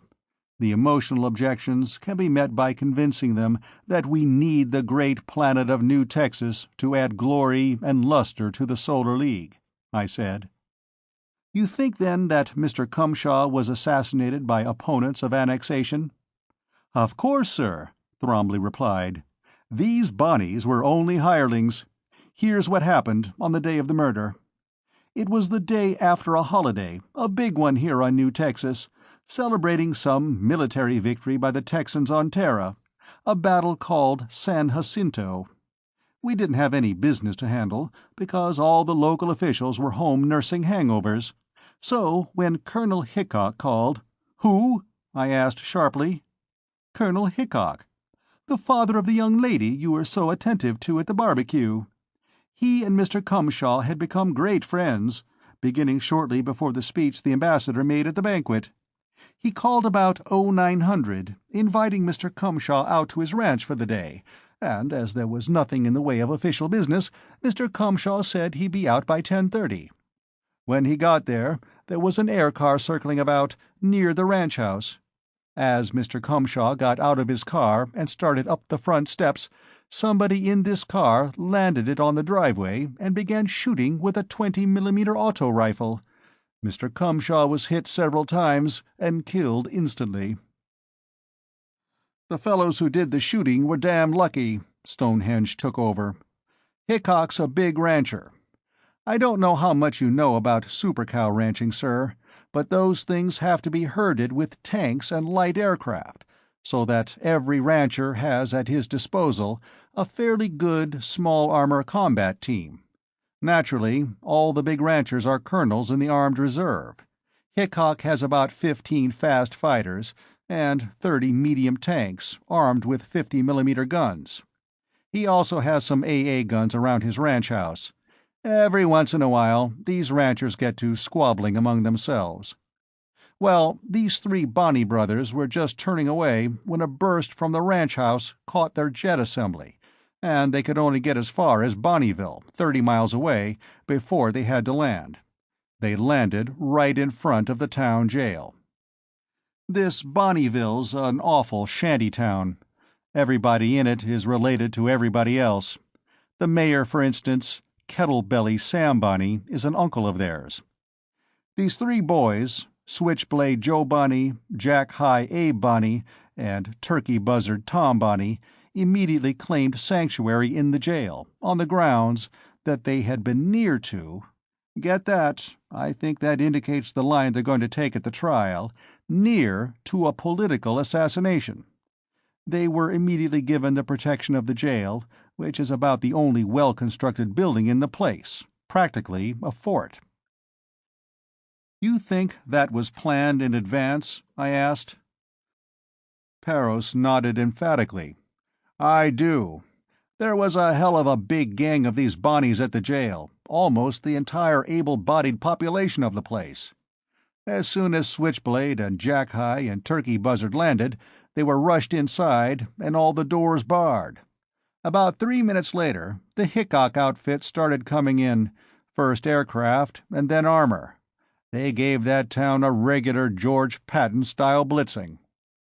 "Yes, I'm only sorry I wasn't there to see it," Stonehenge put in. "They knocked down or burned most of the shanties, and then they went to work on the jail. The aircraft began dumping these firebombs and stun bombs that they used to stop super cow stampedes, and the tank guns began to punch holes in the walls. As soon as Kettlebelly saw what he had on his hands, he radioed a call for Ranger protection. Our friend Captain Nelson went out to see what the trouble was." "Yes, I got the story of that from Nelson," Peros put in. "Much as he hated to do it, he had to protect the Bonnies. And as soon as he'd taken a hand, Hickok had to call off his gang. But he was smart. He grabbed everything relating to the killing, the air car and the 20mm auto rifle in particular, and he's keeping them under cover. Very few people know about that, or about the fact that on physical evidence alone, he has the killing pinned on the Bonnies so well that they'll never get away with this story of being merely innocent witnesses. The rest, Mr. Silk, is up to us," Thrombley said. "I have Colonel Hickok's assurance that he will give us every assistance. But we simply must see to it that those creatures with the outlandish names are convicted." I didn't have a chance to say anything to that. At that moment, one of the servants ushered Captain Nelson toward us. "Good evening, Captain," I greeted the Ranger. "Join us, seeing that you're on foreign soil, and consequently not on duty." He sat down with us and poured a drink. "I thought you might be interested," he said. "We gave that waiter a going-over. We wanted to know who put him up to it. He tried to sell us the line that he was a new Texan patriot, trying to kill a tyrant, but we finally got the truth out of him. He was paid 1,000 pesos to do the job, by a character they call Snake Eyes Sam Bonney, a cousin of the three who killed Mr. Cumshaw." "Nephew of Kettlebelly Sam," Peros interjected. "You pick him up?" Nelson shook his head disgustedly. "He's out in the high grass somewhere. We're still looking for him. Oh yes, and I just heard that the trial of Switchblade and Jack-High and Turkey Buzzard is scheduled for 3 days from now. You'll be notified in due form tomorrow, but I thought you might like to know in advance." "I certainly do, and thank you, Captain. We were just talking about you when you arrived," I mentioned. "About the arrest, or rescue, or whatever you call it, of that trio." "Yeah, one of the jobs I'm not particularly proud of. Pity Hickok's boys didn't get hold of them before I got there. It'd have saved everybody a lot of trouble." "Just what impression did you get at the time, Captain?" I asked. "You think Kettlebelly knew in advance what they were going to do?" "Sure he did. They had the whole jail fortified. Not like a jail usually is, to keep people from getting out, but like a fort, to keep people from getting in. There were no prisoners inside. I found out that they had all been released that morning." He stopped, seemed to be weighing his words, then continued, speaking very slowly. "Let me tell you first some things I can't testify to. Couple of things that I figure went wrong with their plans. One of Colonel Hickok's men was on the porch to greet Mr. Cumshaw, and he recognized the Bonnies. That was lucky. Otherwise, we might still be looking and wondering who did the shooting, which might not have been good for New Texas." He cocked an eyebrow, and I nodded. The Solar League, in similar cases, had regarded such planetary governments as due for change without notice, and had promptly made the change. "Number 2," Captain Nelson continued. "That AA shot which hit their air car. I don't think they intended to land at the jail. It was just sort of a reserve hiding hole. But because they'd been hit, they had to land. And they'd been slowed down so much that they couldn't dispose of the evidence before the colonel's boys were tapping on the door and asking couldn't they come in." "I gather the colonel's task force was becoming insistent," I prompted him. The big ranger grinned. "Now we're on things I can testify to. When I got there, what had been the cell block was on fire, and they were trying to defend the mayor's office and the warden's office. These Bonnies gave me the line that they'd been witnesses to the killing of Mr. Cumshaw by Colonel Hickok, and that the Hickok outfit was trying to rub them out to keep them from testifying. I just laughed and started to walk out. Finally, they confessed that they'd shot Mr. Cumshaw, but they claimed it was right of action against political malfeasance. When they did that, I had to take them in." "They confessed to you before you arrested them?" I wanted to be sure of that point. "That's right. I'm going to testify to that Monday, when the trial is held. And that ain't all. We got their fingerprints off the car, off the gun, off some shells still in the clip, and we have the gun identified to the shells that killed Mr. Cumshaw. We got their confession fully corroborated." I asked him if he'd give Mr. Parris a complete statement of what he'd seen and heard at Bonneville. He was more than willing, and I suggested that they go into Parris's office, where they'd be undisturbed. The ranger and my intelligence man got up and took a bottle of super bourbon with them. As they were leaving, Nelson turned to Hoddy, who was still with us. "You'll have to look to your laurels, Hoddy," Nelson said. "Your ambassador seems to be making quite a reputation for himself as a gunfighter." "Look," Hoddy said, and though he was facing Nelson, I felt he was really talking to Stonehenge. "Before I'd go up against this guy, I'd shoot myself. That way I could be sure I'd get a nice, painless job." After they were gone, I turned to Stonehenge and Thromley. "This seems to be a carefully prearranged killing." They agreed. Then they knew in advance that Mr. Cumshaw would be on Colonel Hickok's front steps at about 10:30. How did they find that out? Why, I'm sure I don't know," Thromley said. It was most obvious that the idea had never occurred to him before, and a side glance told me that the thought was new to Stonehenge also. "Colonel Hickok called at 0900. Mr. Cumshaw left the embassy in an air car a few minutes later. It took an hour and a half to fly out to the Hickok ranch."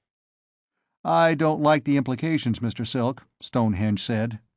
"I can't believe that was how it happened. In the first place, Colonel Hickok isn't that sort of a man. He doesn't use his hospitality to trap people to their death.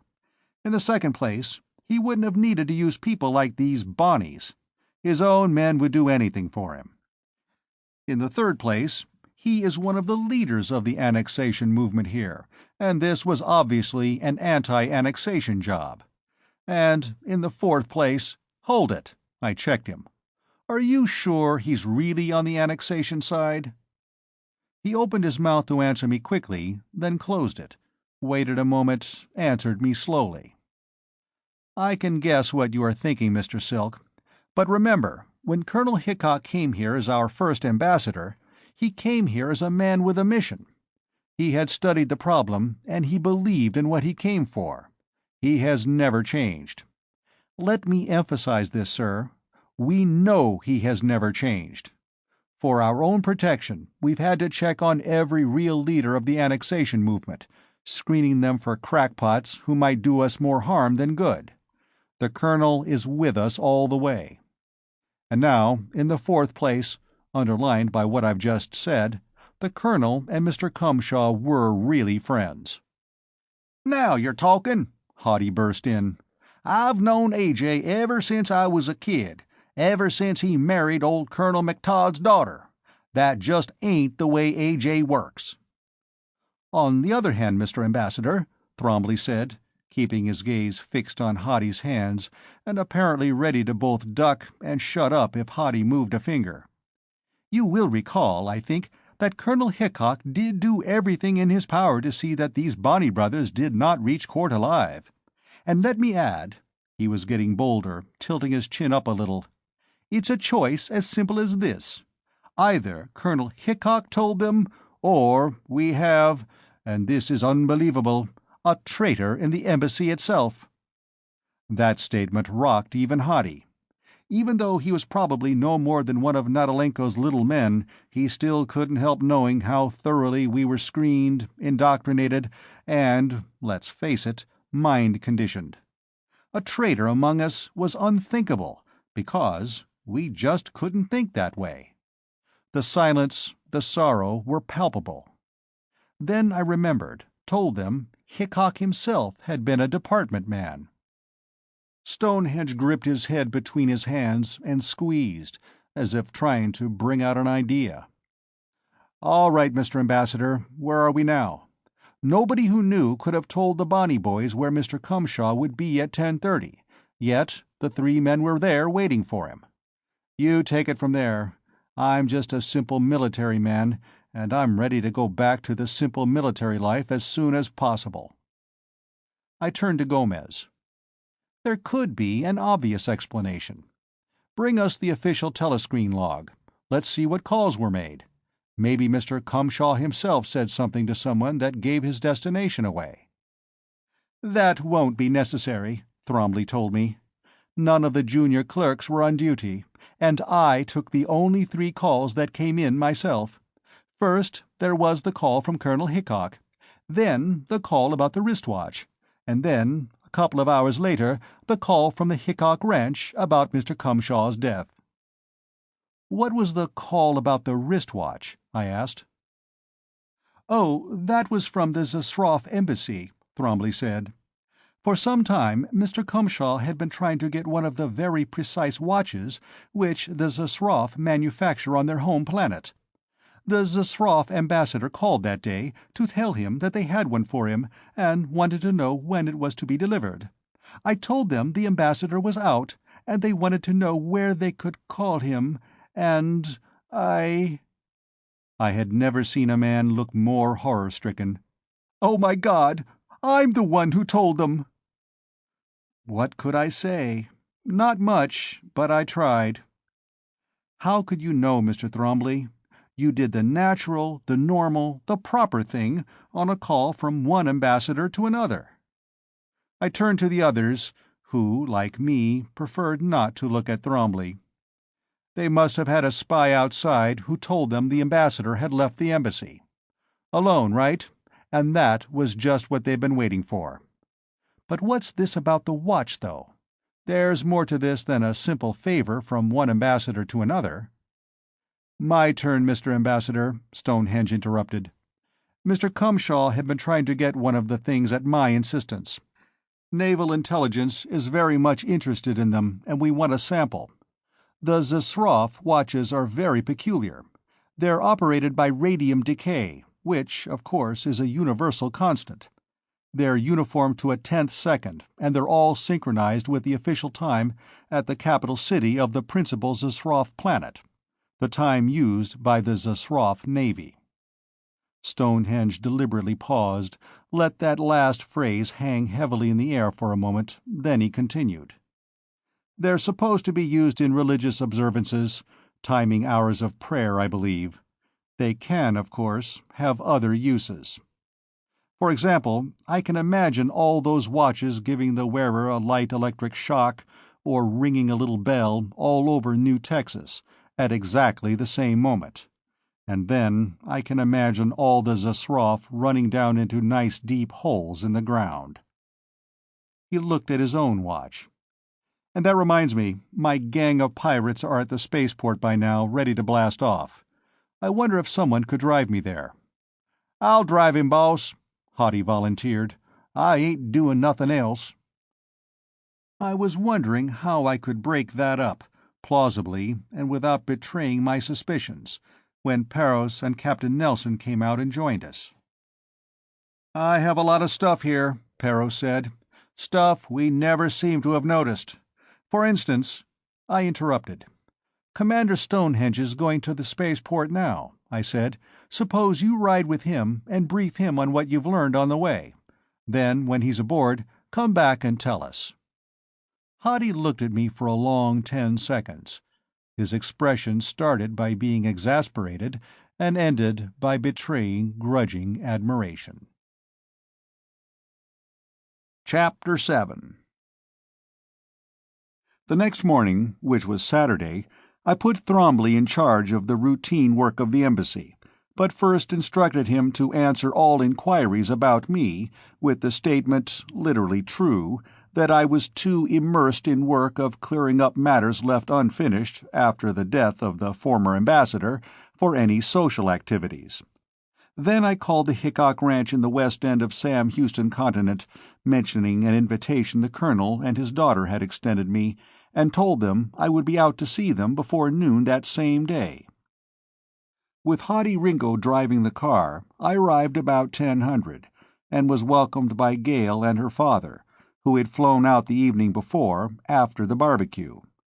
Hadi, accompanied by a ranger and one of Hickok's ranch hands, all three disguised in shabby and grease-stained cast-offs borrowed at the ranch, and driving a dilapidated air car from the ranch junkyard, were sent to visit the slum village of Bonneville. They spent all day there, posing as a trio of range tramps out of favor with the law.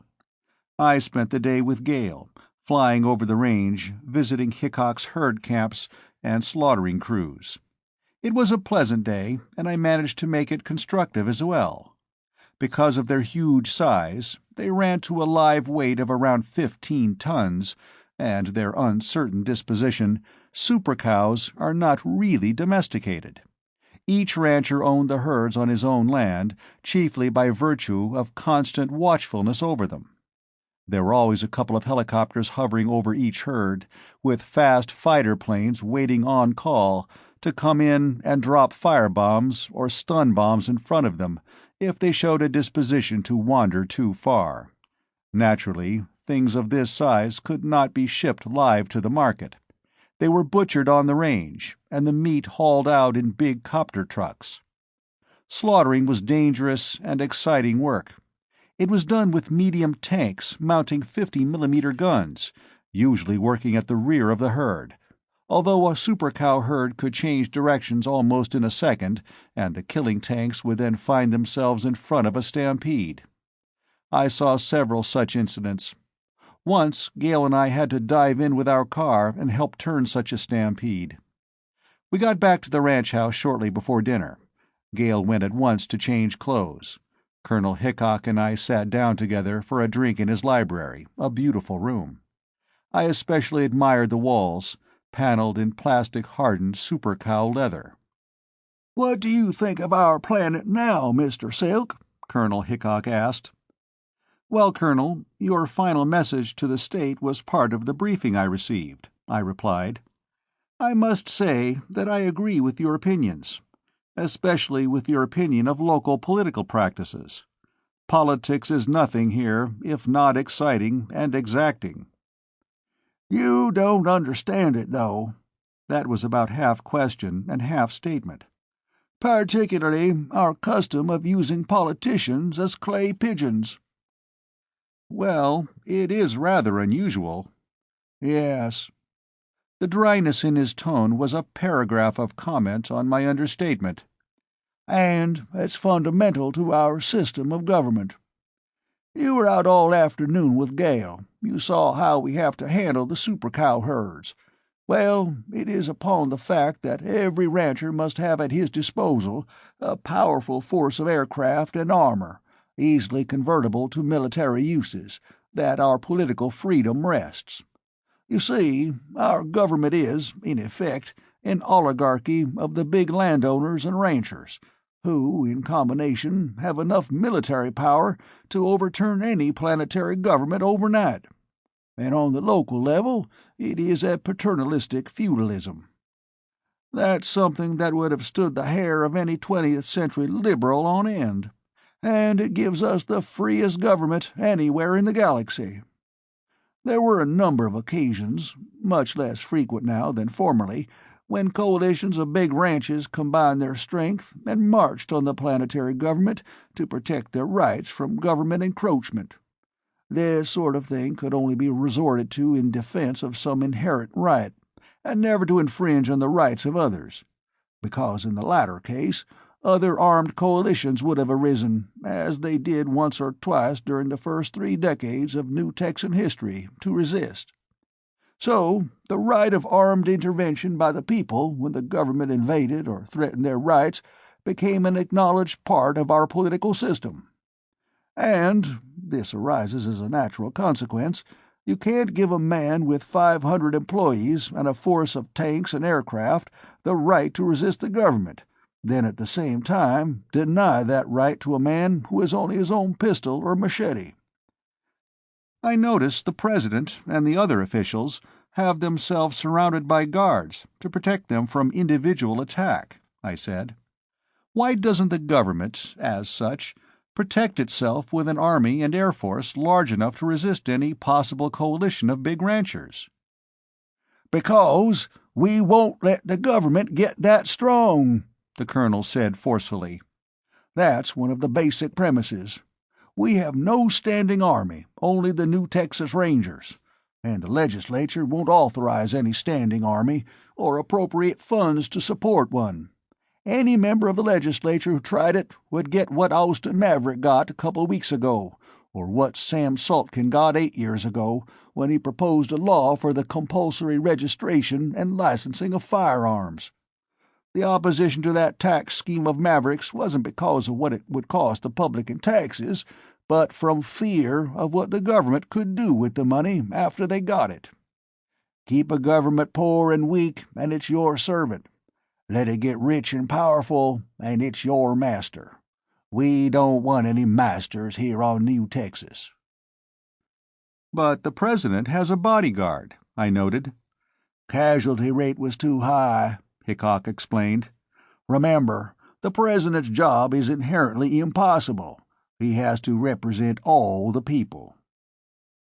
I thought that over, could see the illogical logic, but how about your rancher oligarchy? He laughed. Son, if I started acting like a master around this ranch in the morning, they'd find my body in an irrigation ditch before sunset. Sure, if you have a real army, you can keep the men under your thumb. Use one regiment or division to put down mutiny in another. But when you have only 500 men, all of whom know everybody else and all of them armed, you just act real considerate of them if you want to keep on living. Then would you say that the opposition to annexation comes from the people who are afraid that if New Texas enters the Solar League, there will be League troops sent here, and this interesting system of ensuring government responsibility to the public would be brought to an end? Yes. If you can show the people of this planet that the League won't interfere with local political practices, you'll have a 99.95% majority in favor of annexation. We're too close to the Zesroff star cluster out here not to see the benefits of joining the Solar League. We left the Hickok Ranch on Sunday afternoon, and while Hottie guided our air car back to New Austin, I had a little time to revise some of my ideas about New Texas. That is, I had time to think during those few moments when Hottie wasn't taking advantage of our diplomatic immunity to invent new air-ground traffic laws. My thoughts alternated between the pleasure of remembering Gale's gay company and the gloom of understanding the complete implications of the Colonel's clarifying lectures. Against the background of his remarks, I could find myself appreciating the Gopal Klung Natalenko reasoning. The only way to cut the Gordian knot was to have another Solar League ambassador killed. And whenever I could escape thinking about the fact that the next ambassador to be the clay pigeon was me, I found myself wondering if I wanted the League to take over. Annexation, yes. New Texas customs would be protected under a treaty of annexation. But the justified conquest urged by Machiavelli Jr.? No.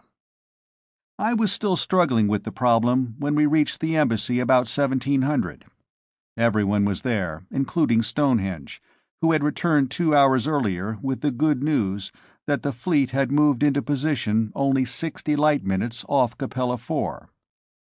I had reached the point in my thinking where I had decided it was useless to keep Hoddy and Stonehenge apart, except as an exercise in mental agility. Inasmuch as my brain was already weightlifting, swinging from a flying trapeze to elusive flying rings, while doing triple somersaults and at the same time juggling 7 Indian clubs, I skipped the whole matter. But I'm fairly certain that it was until then that Hoddy had a chance to deliver his letter of credence to Stonehenge. After dinner, we gathered in my office for our coffee and a final conference before the opening of the trial the next morning. Stonehenge spoke first, looking around the table at everyone except me. "No matter what happens, we have the fleet within call. Sir Rodney's been active picking up those Zsroff meteor mining boats. They no longer have a tight screen around the system. We do. I don't think that anyone, except us, knows that the fleet's where it is." No matter what happens, I thought glumly, and the phrase explained why he hadn't been able to look at me. "Well, boss, I gave you my end of it coming in," Hoddy said. "Want me to go over it again? All right. In Bonneville, we found half a dozen people who could swear that Kettle Belly Sam Bonney was making preparation to protect those 3 brothers an hour before Ambassador Cumshaw was shot. The whole town's sorer than hell at Kettle Belly for antagonizing the Hickok outfit and getting the place shot up the way it was. And we have witnesses that Kettle Belly was in some kind of deal with the Zsroff, too. The Rangers gathered up 8 of them, who can swear to the preparations and to the fact that Kettle Belly had Zsroff visitors on different occasions before the shooting." "That's what we want," Stonehenge said. "Something that'll connect this murder with the Zsroff." "Well, wait till you hear what I've got," Paris told him. "In the first place, we traced the gun and the air car. The Bonney brothers bought them both from Zsroff merchants, for ridiculously nominal prices. The merchant who sold the air car is normally in the dry goods business, and the one who sold the auto rifle runs a toy shop. In their whole lives, those 3 boys never had enough money among them to pay the list price of the gun, let alone the car. That is, not until a week before the murder." "They got prosperous all of a sudden?" I asked. "Yes. 2 weeks before the shooting, Kettle Belly Sam's bank account got a sudden transfusion. Some anonymous benefactor deposited 250,000 pesos, about $100,000, to his credit. He drew out 75,000 of it, and some of the money turned up again in the hands of Switchblade and Jack High and Turkey Buzzard. Then, a week before you landed here, he got another 100,000 from the same anonymous source, and he drew out 20,000 of that. We think that was the money that went to pay for the attempted knife job on Hutchinson. 2 days before the barbecue, the waiter deposited 1,000 at the New Austin Packers and Shippers Trust." "Can you get that introduced as evidence at the trial?" I asked. "Sure. Kettle Belly banks at a town called Crooked Creek, about 40 miles from Bonneville. We have witnesses from the bank. I also got the dope on the line the Bonney brothers are going to take at the trial. They have a lawyer, Clement A. Sidney, a member of what passes for the Socialist Party on this planet. The defense will take the line of full denial of everything. The Bonnies are just 3 poor but honest boys who are being framed by the corrupt tools of the big ranching interests." Hoddy made an impolite noise. "What do we got to worry about, then?" he demanded. "They're a cinch for conviction." "I agree with that," Stonehenge said. "If they tried to base their defense on political conviction and opposition by the Solar League, they might have a chance. This way, they haven't." "All right, gentlemen," I said. I take it that we're agreed that we must all follow a single line of policy, and not work at cross purposes to each other?" They all agreed to that instantly, but with a questioning note in their voices. "Well then, I trust you all realize that we cannot, under any circumstances, allow those three brothers to be convicted in this court," I added. There was a moment of startled silence, while Haddi and Stonehenge and Parros and Thrombley were understanding what they had just heard. Then Stonehenge cleared his throat and said, "Mr. Ambassador, I'm sure that you have some excellent reasons for that remarkable statement, but I must say—" "It was a really colossal error on somebody's part," I said, "that this case was allowed to get to the court of political justice. It never should have.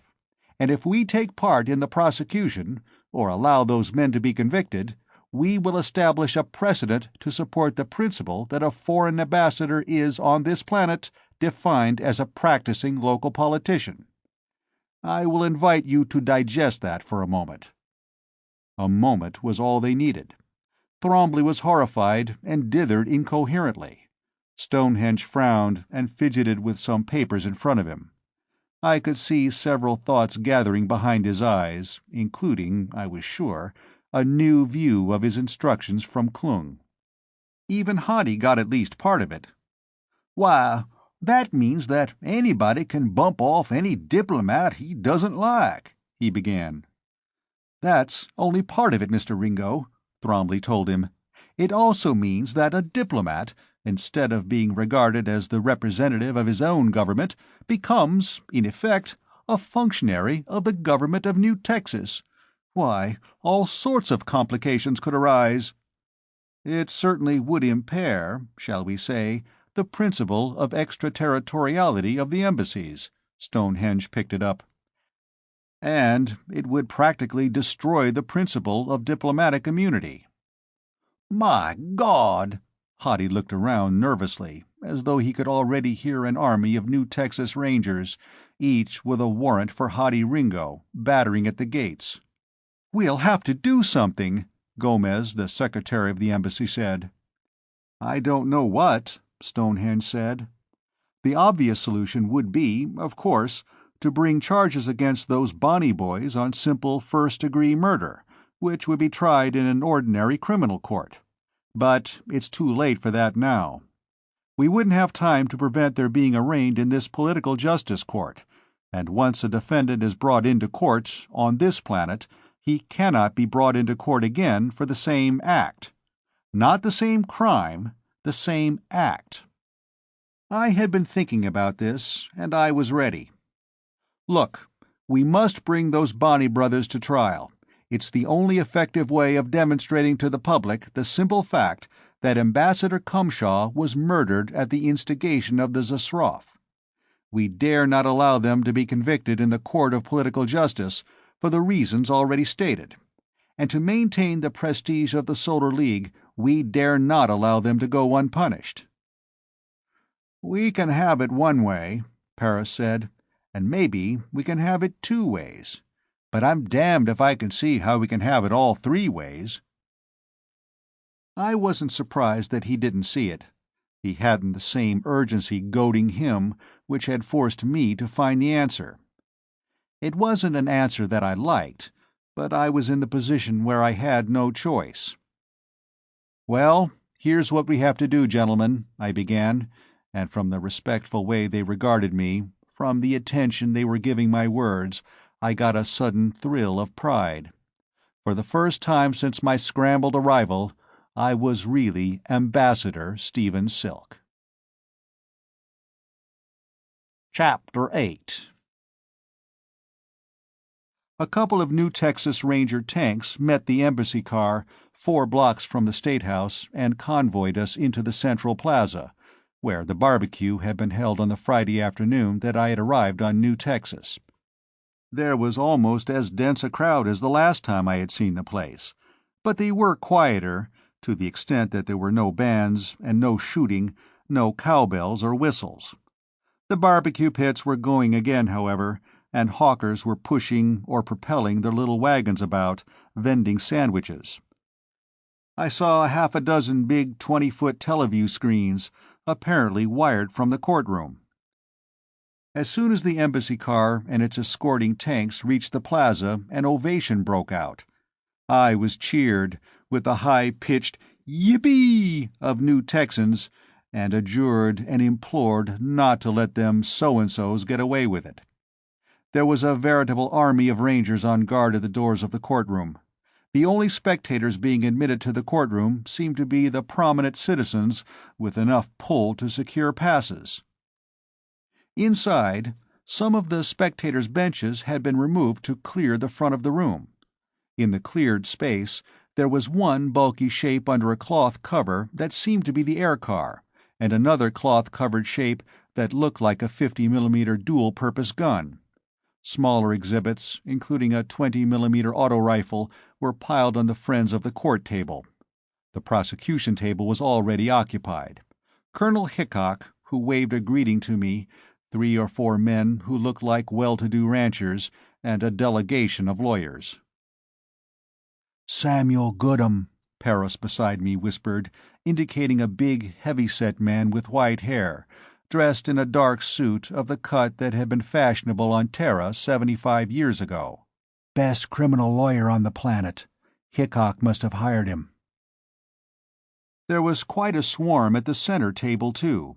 Some of them were ranchers, a couple in aggressively shabby work clothes, and there were several members of the diplomatic corps. I shook hands with them and gathered that they, like myself, were worried about the precedent that might be established by this trial. While I was introducing Hadi Ringo as my attaché extraordinary, which was no less than the truth, the defense party came in.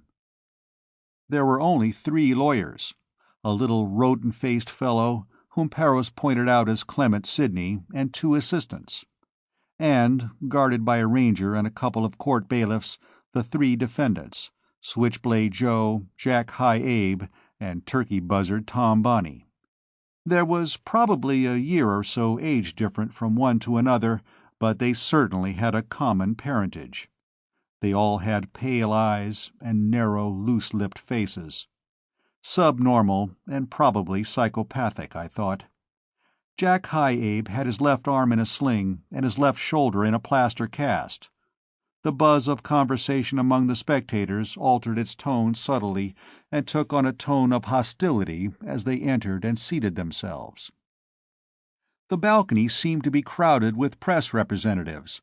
Several telecast cameras and sound pickups had been rigged to cover the front of the room from various angles, a feature that had been missing from the trial I had seen with Gale on Friday. Then the judges entered from a door behind the bench, which must have opened from a passageway under the plaza, and the court was called to order. The president judge was the same Nelson who had presided at the Whately trial, and the first thing on the agenda seemed to be the selection of a new board of associate judges. Parris explained in a whisper that the board which had served on the previous trial would sit until that could be done. A slip of paper was drawn from a box and a name was called. A man sitting on one of the front rows of spectator seats got up and came forward. One of Sidney's assistants rummaged through a card file he had in front of him and handed a card to the chief of the defense. At once Sidney was on his feet. "Challenge for cause," he called out. "This man is known to have declared, in conversation at the bar of the Silver Peso Saloon here in New Austin, that these 3 boys, my clients, ought all to be hanged higher than Haman." "Yes, I said that," the veneerman declared. "I'll repeat it right here.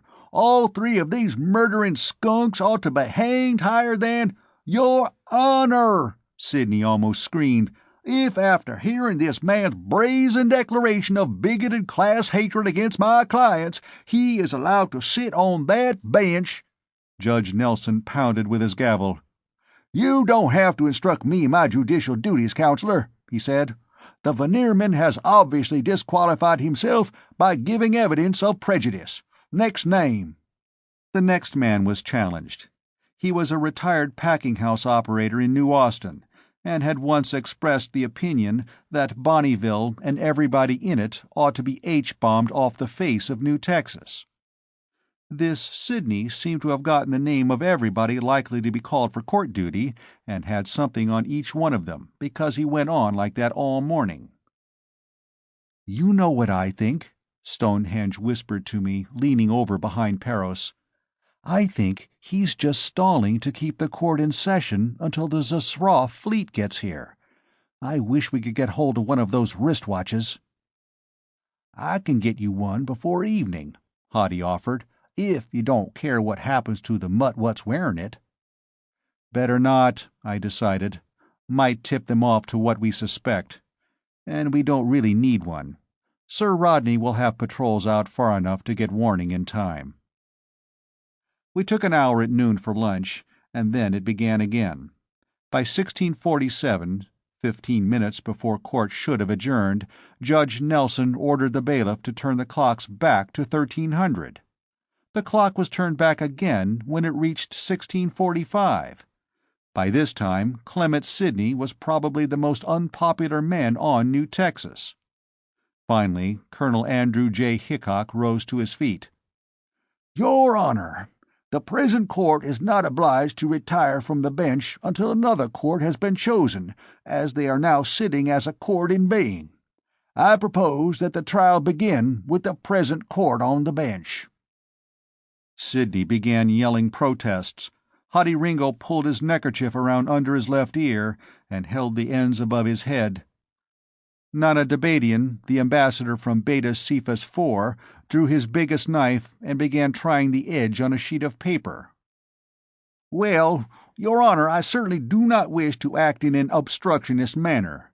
The defense agrees to accept the present court," Sidney decided. "Prosecution agrees to accept the present court," Goodham parroted. "The present court will continue on the bench to try the case of the Friends of Silas Cumshaw, deceased, versus Switchblade Joe Bonney, Jack Ha A. Bonney, Turkey Buzzard Tom Bonney et al.'s." Judge Nelson rapped with his gavel. "Court is herewith adjourned until 0900 tomorrow." Chapter 9. The trial got started the next morning with a minimal amount of objections from Sidney. The charges and specifications were duly read, the 3 defendants pleaded not guilty, and then Goodham advanced with a paper in his hand to address the court. Sidney scampered up to take his position beside him. "Your Honor, the prosecution wishes, subject to agreement of the defense, to enter the following stipulations, to wit: first, that the late Silas Cumshaw was a practicing politician within the meaning of the law. Second, that he is now dead, and came to his death in the manner attested to by the coroner of Sam Houston Continent. Third, that he came to his death at the hands of the defendants here present." In all my planning, I'd forgotten that. I couldn't let those stipulations stand without protest, and at the same time, if I protested the characterization of Cumshaw as a practicing politician, the trial could easily end right there. So I prayed for a miracle, and Clement Sidney promptly obliged me. "Defense won't stipulate anything," he barked. "My clients here are victims of a monstrous conspiracy, a conspiracy to conceal the true facts of the death of Silas Cumshaw. They ought never to have been arrested or brought here, and if the prosecution wants to establish anything, they can do it by testimony, in the regular and lawful way. This practice of free-wheeling stipulation is only one of the many devices by which the courts of this planet are being perverted to serve the corrupt and unjust ends of a gang of reactionary landowners." Judge Nelson's gavel hit the bench with a crack like a rifle shot. "Mr. Sidney, in justice to your clients, I would hate to force them to change lawyers in the middle of their trial, but if I hear another remark like that about the courts of New Texas, that's exactly what will happen, because you'll be in jail for contempt. Is that clear, Mr. Sidney?" I settled back with a deep sigh of relief, which got me, I noticed, curious stares from my fellow ambassadors. I disregarded the questions in their glances. I had what I wanted. They began calling up the witnesses. First, the doctor who had certified Ambassador Cumshaw's death. He gave a concise description of the wounds which had killed my predecessor. Sidney was trying to make something out of the fact that he was Hickok's family physician, and consuming more time when I got up. "Your Honor, I am present here as amicus curiae, because of the obvious interest which the government of the Solar League has in this case." "Objection!" Sidney yelled. "Please state it," Nelson invited. "This is a court of the people of the planet of New Texas. This foreign emissary of the Solar League, sent here to conspire with the New Texan traitors to the end that New Texas shall be reduced to a supine and ravished satrapy of the all-devouring empire of the galaxy," Judge Nelson rapped sharply. "Friends of the court are defined as persons having a proper interest in the case. As this case arises from the death of the former ambassador of the Solar League, I cannot see how the present ambassador and his staff can be excluded. Overruled." He nodded to me. "Continue, Mr. Ambassador." "As I understand, I have the same rights of cross-examination of witnesses as counsel for the prosecution and defense. Is that correct, Your Honor?" It was, so I turned to the witness. "I suppose, Doctor, that you have had quite a bit of experience in your practice with gunshot wounds?" He chuckled. "Mr. Ambassador, it is gunshot wound cases which keep the practice of medicine and surgery alive on this planet. Yes, I definitely have." "Now, you say that the deceased was hit by 6 different projectiles, right shoulder almost completely severed, right lung and right ribs blown out of the chest, spleen and kidney so intermingled as to be practically one, and left leg severed by complete shattering of the left pelvis and hip joint?" "That's right." I picked up the 20mm auto rifle. It weighed a good 60 pounds from the table, and asked him if this weapon could have inflicted such wounds. He agreed that it both could and had. "This is the usual type of weapon used in your New Texas political liquidations?" I asked. "Certainly not. The usual weapons are pistols, sometimes a hunting rifle or a shotgun." I asked the same question when I cross-examined the ballistics witness. "Is this the usual type of weapon used in your New Texas political liquidations?" "No, not at all. That's a very expensive weapon, Mr. Ambassador. Wasn't even manufactured on this planet. Made by the Zesroff star cluster. A weapon like that sells for 500-600 pesos. It's used for shooting really big game, super mastodon and things like that, and of course for combat." "It seems," I remarked, "that the defense is overlooking an obvious point here. I doubt if these 3 defendants ever, in all their lives, had among them the price of such a weapon." That, of course, brought Sidney to his feet, sputtering objections to this attempt to disparage the honest poverty of his clients, which only helped to call attention to the point. Then the prosecution called in a witness named David Crockett Longfellow. I'd met him at the Hickok ranch. He was Hickok's butler. He limped from an old injury which had retired him from work on the range.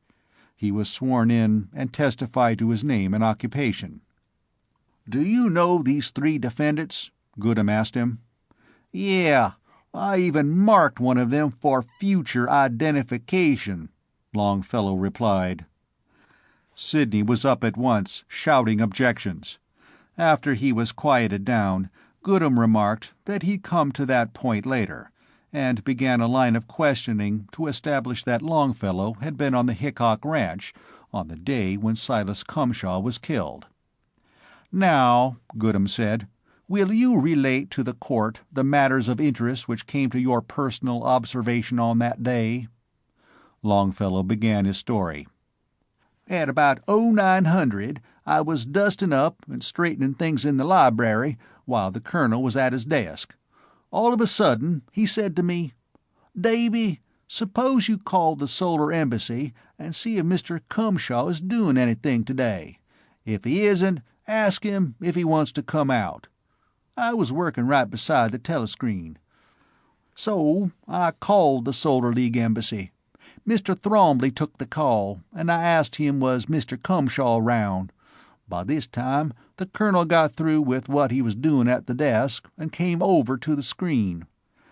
I went back to my work, but I heard the colonel asking Mr. Cumshaw could he come out for the day, and Mr. Cumshaw saying yes he could, he'd be out by about 10:30. Well, long about 10:30, his air car came in and landed on the drive. Little single-seat job that he drove himself. He landed it about 100 feet from the outside veranda, like he usually did, and got out. Then this other car came dropping in from out of nowhere. I didn't pay it much attention, thought it might be one of the other ambassadors that Mr. Cumshaw'd brung along. But Mr. Cumshaw turned around and looked at it, and then he started to run for the veranda. I was standing in the doorway when I seen him starting to run. I jumped out on the porch, quick-like, and pulled my gun, and then this auto rifle begun firing out of the other car. There was only 8 or 10 shots fired from this car, but most of them hit Mr. Cumshaw." Goodham waited a few moments. Longfellow's voice had choked, and there was a twitching about his face, as though he were trying to suppress tears. "Now, Mr. Longfellow," Goodham said, "did you recognize the people who were in the car from which the shots came?" "Yeah, like I said, I cut a mark on one of them. That one there, Jack High A. Bonney. He was handling the gun, and from where I was he had his left side to me. I was trying for his head, but I always overshoot, so I have the habit of holding low. This time I held too low." He looked at Jack High in coldly poisonous hatred. "I'll be sorry about that as long as I live." "And who else was in the car?" "The other 2 curs out of the same litter, Switchblade and Turkey Buzzard, over there." Further questioning revealed that Longfellow had had no direct knowledge of the pursuit or the siege of the jail in Bonneville. Colonel Hickok had taken personal command of that, and had left Longfellow behind to call the Solar League Embassy and the Rangers. He had made no attempt to move the body, but had left it lying in the driveway until the doctor and the Rangers arrived. Goodham went to the middle table and picked up a heavy automatic pistol. "I call the court's attention to this pistol. It's an 11mm automatic manufactured by the Colt Firearms Company of New Texas, a licensed subsidiary of the Colt Firearms Company of Terra." He handed it to Longfellow. "Do you know this pistol?" he asked. Longfellow was almost insulted by the question. Of course he knew his own pistol. He recited the serial number and pointed to the different scars and scratches on the weapon, telling how they had been acquired. "The court accepts that Mr. Longfellow knows his own weapon," Nelson said. "I assume that this is the weapon with which you claim to have shot Jack High A. Bonney?" It was, although Longfellow resented the qualification. "That's all. Your witness, Mr. Sidney," Goodham said. Sidney began an immediate attack. Questioning Longfellow's eyesight, intelligence, honesty, and integrity, he tried to show personal enmity toward the Bonnies. He implied that Longfellow had been conspiring with Cumshaw to bring about the conquest of New Texas by the Solar League. The verbal exchange became so heated that both witness and attorney had to be admonished repeatedly from the bench. But at no point did Sidney shake Longfellow from his one fundamental statement, that the Bonney brothers had shot Silas Cumshaw, and that he had shot Jack High A. Bonney in the shoulder. When he was finished, I got up and took over. "Mr. Longfellow, you say that Mr. Thromley answered the screen at the Solar League Embassy," I began.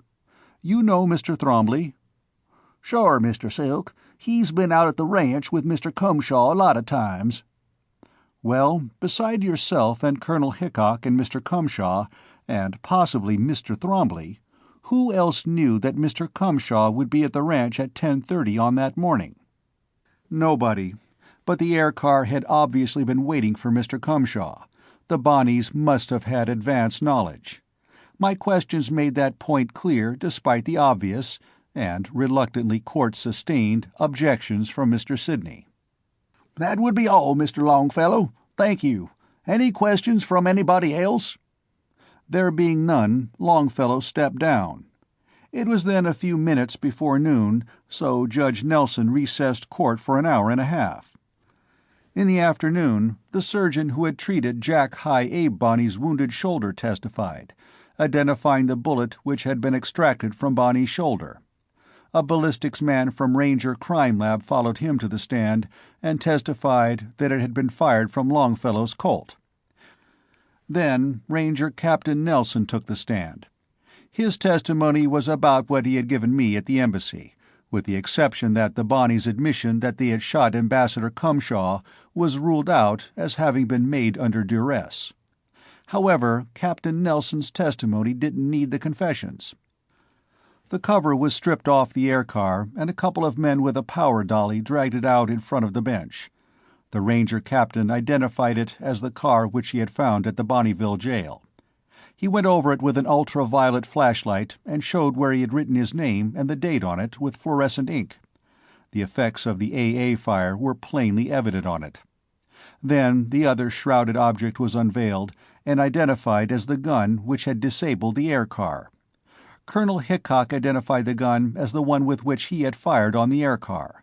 Finally, the ballistics expert was brought back to the stand again to link the two by means of fragments found in the car. Then Goodham brought Kettlebelly Sam Bonney to the stand. The mayor of Bonneville was a man of 50 or so, short, partially bald, dressed in faded blue Levi's, a frayed white shirt, and a grease-spotted vest. There was absolutely no mystery about how he had acquired his nickname. He disgorged a cud of tobacco into a spittoon, took the oath with unctuous solemnity, then reloaded himself with another chew, and told his version of the attack on the jail. At about 10:45 on the day in question, he testified, he had been in his office, hard at work in the public service, when an air car, partially disabled by gunfire, had landed in the street outside, and the three defendants had rushed in, claiming sanctuary. From then on, the story flowed along smoothly, following the lines predicted by Captain Nelson and Perros. Of course, he had given the fugitives shelter. They had claimed to have been near to a political assassination and were in fear of their lives. Under Sidney's cross-examination and coaching, he poured out the story of Bonneville's wrongs at the hands of the reactionary landowners, and the atrocious behavior of the Hickok goon gang. Finally, after extracting the last drop of class-hatred venom out of him, Sidney turned him over to me. "How many men were inside the jail when the three defendants were claiming sanctuary?" I asked. He couldn't rightly say, maybe 4 or 5. "Closer 25, according to the Rangers. How many of them were prisoners in the jail?" "Well, none. The prisoners was all turned out that morning. They was just common drunks, disorderly conduct cases, that kind of thing. We turned them out so's we could make some repairs." "You turned them out because you expected to have to defend the jail, because you knew in advance that these three would be along claiming sanctuary, and that Colonel Hickok's ranch hands would be right on their heels, didn't you?" I demanded. It took a good 5 minutes before Sidney stopped shouting long enough for Judge Nelson to sustain the objection. "You knew these young men all their lives, I take it. What did you know about their financial circumstances, for instance?" "Well, they've been ground down and kept poor by the big ranchers and the money guys." "Then weren't you surprised to see them driving such an expensive air car?" "I didn't know as it's such an expensive—" He shut his mouth suddenly. "You know where they got the money to buy that car?" I pressed. Kettlebelly Sam didn't answer. "From the man who paid them to murder Ambassador Silas Cumshaw?" I kept pressing. "Do you know how much they were paid for that job? Do you know where the money came from? Do you know who the go-between was, and how much he got, and how much he kept for himself? Was it the same source that paid for that recent attempt on President Hutchinson's life?" "I refuse to answer," the witness declared, trying to shove his chest out about half as far as his midriff. "On the grounds that it might incriminate or degrade me." "You can't degrade a bunny," a voice from the balcony put in. "So then," I replied to the voice, "what he means is incriminate." I turned to the witness. "That will be all. Excused." As Bonnie left the stand and was led out the side door, Goodham addressed the bench. "Now, Your Honor," he said, "I believe that the prosecution has succeeded in definitely establishing that these three defendants actually did fire the shot which, on April 22, 2193, deprived Silas Cumshaw of his life. We will now undertake to prove—" Followed a long succession of witnesses, each testifying to some public or private act of philanthropy, some noble trait of character. It was the sort of thing which the defense lawyer in the Whately case had been so willing to stipulate. Sidney, of course, tried to make it all out to be part of a sinister conspiracy to establish a Solar League fifth column on New Texas. Finally, the prosecution rested its case. I entertained Gail and her father at the embassy that evening.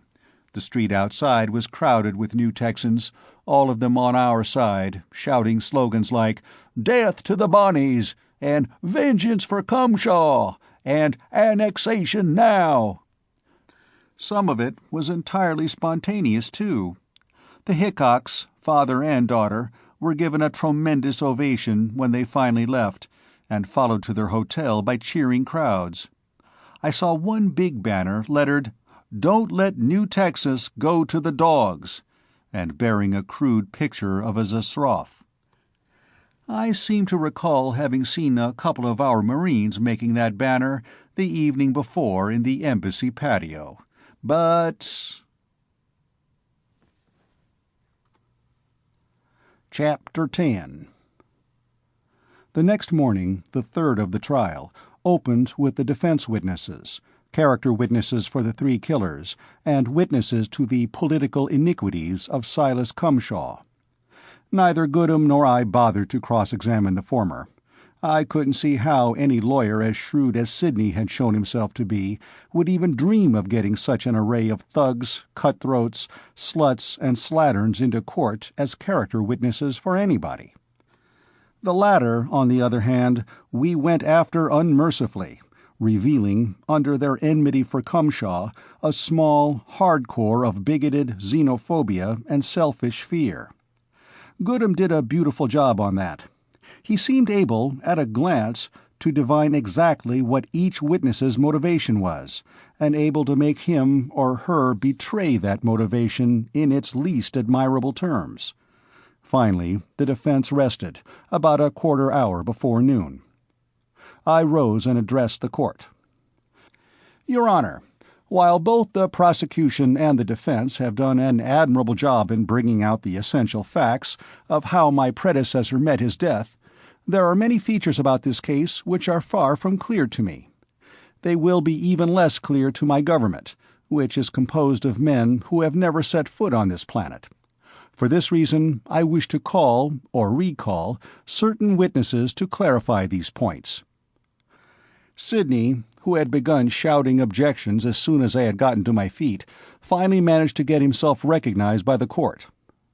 "This Solar League ambassador, Your Honor, is simply trying to use the courts of the planet of New Texas as a sounding board for his imperialistic government's propaganda." "You may reassure yourself, Mr. Sidney," Judge Nelson said. "This court will not allow itself to be improperly used or improperly swayed by the ambassador of the Solar League. This court is interested only in determining the facts regarding the case before it. You may call your witnesses, Mr. Ambassador." He glanced at his watch. "Court will now recess for an hour and a half. Can you have 'em here by 13:30? I assured him I could, after glancing across the room at Ranger Captain Nelson and catching his nod. My first witness that afternoon was Thrombley. After the formalities of getting his name and connection with the Solar League embassy on the record, I asked him, "Mr. Thrombley, did you, on the morning of April 22nd, receive a call from the Hickok Ranch for Mr. Cumshaw?" "Yes, indeed, Mr. Ambassador. The call was from Mr. Longfellow, Colonel Hickok's butler. He asked if Mr. Cumshaw were available. It happened that Mr. Cumshaw was in the same room with me, and he came directly to the screen. Then Colonel Hickok appeared in the screen and inquired if Mr. Cumshaw could come out to the ranch for the day. He said something about super dove shooting." "You heard Mr. Cumshaw tell Colonel Hickok that he would be out at the ranch at about 10:30? Thromley said he had. "And to your knowledge, did anybody else at the embassy hear that?" "Oh, no, sir. We were in the ambassador's private office, and the screen there is tap-proof." "And what other calls did you receive prior to Mr. Cumshaw's death?" "About 15 minutes after Mr. Cumshaw had left, the Zsroff ambassador called, about a personal matter. As he was most anxious to contact Mr. Cumshaw, I told him where he had gone." "Then, to your knowledge, outside of yourself, Colonel Hickok, and his butler, the Zsroff ambassador was the only person who could have known that Mr. Cumshaw's car would be landing on Colonel Hickok's drive at or about 10:30. Is that correct?" "Yes, plus anybody whom the Zsroff ambassador might have told." "Exactly," I pounced. Then I turned and gave the three Bonney brothers a sweeping glance. "Plus anybody the Zsroff ambassador might have told. That's all. Your witness, Mr. Sidney." Sidney got up, started toward the witness stand, and then thought the better of it. "No questions," he said. The next witness was a Mr. James Finnegan. He was identified as a cashier of the Crooked Creek National Bank. I asked him if Kettle-Belly Sam Bonney did business at his bank. He said yes. "Anything unusual about Mayor Bonney's account?" I asked. "Well, it's been unusually active lately. Ordinarily, he carries around 2,000–3,000 pesos, but about the 1st of April, that took a big jump. Quite a big jump. 250,000 pesos, all in a lump." "When did Kettle-Belly Sam deposit this large sum?" I asked.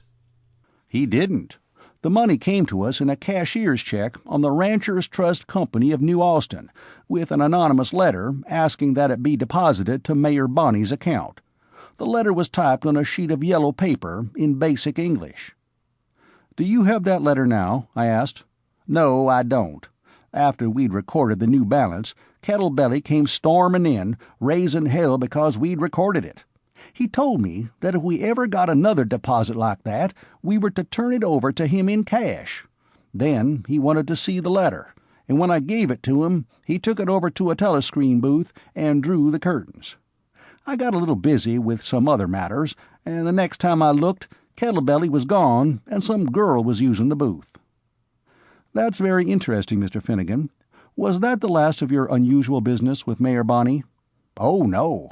Then, about 2 weeks before Mr. Cumshaw was killed, Kettle-Belly came in and wanted 50,000 pesos, in a big hurry, in small bills.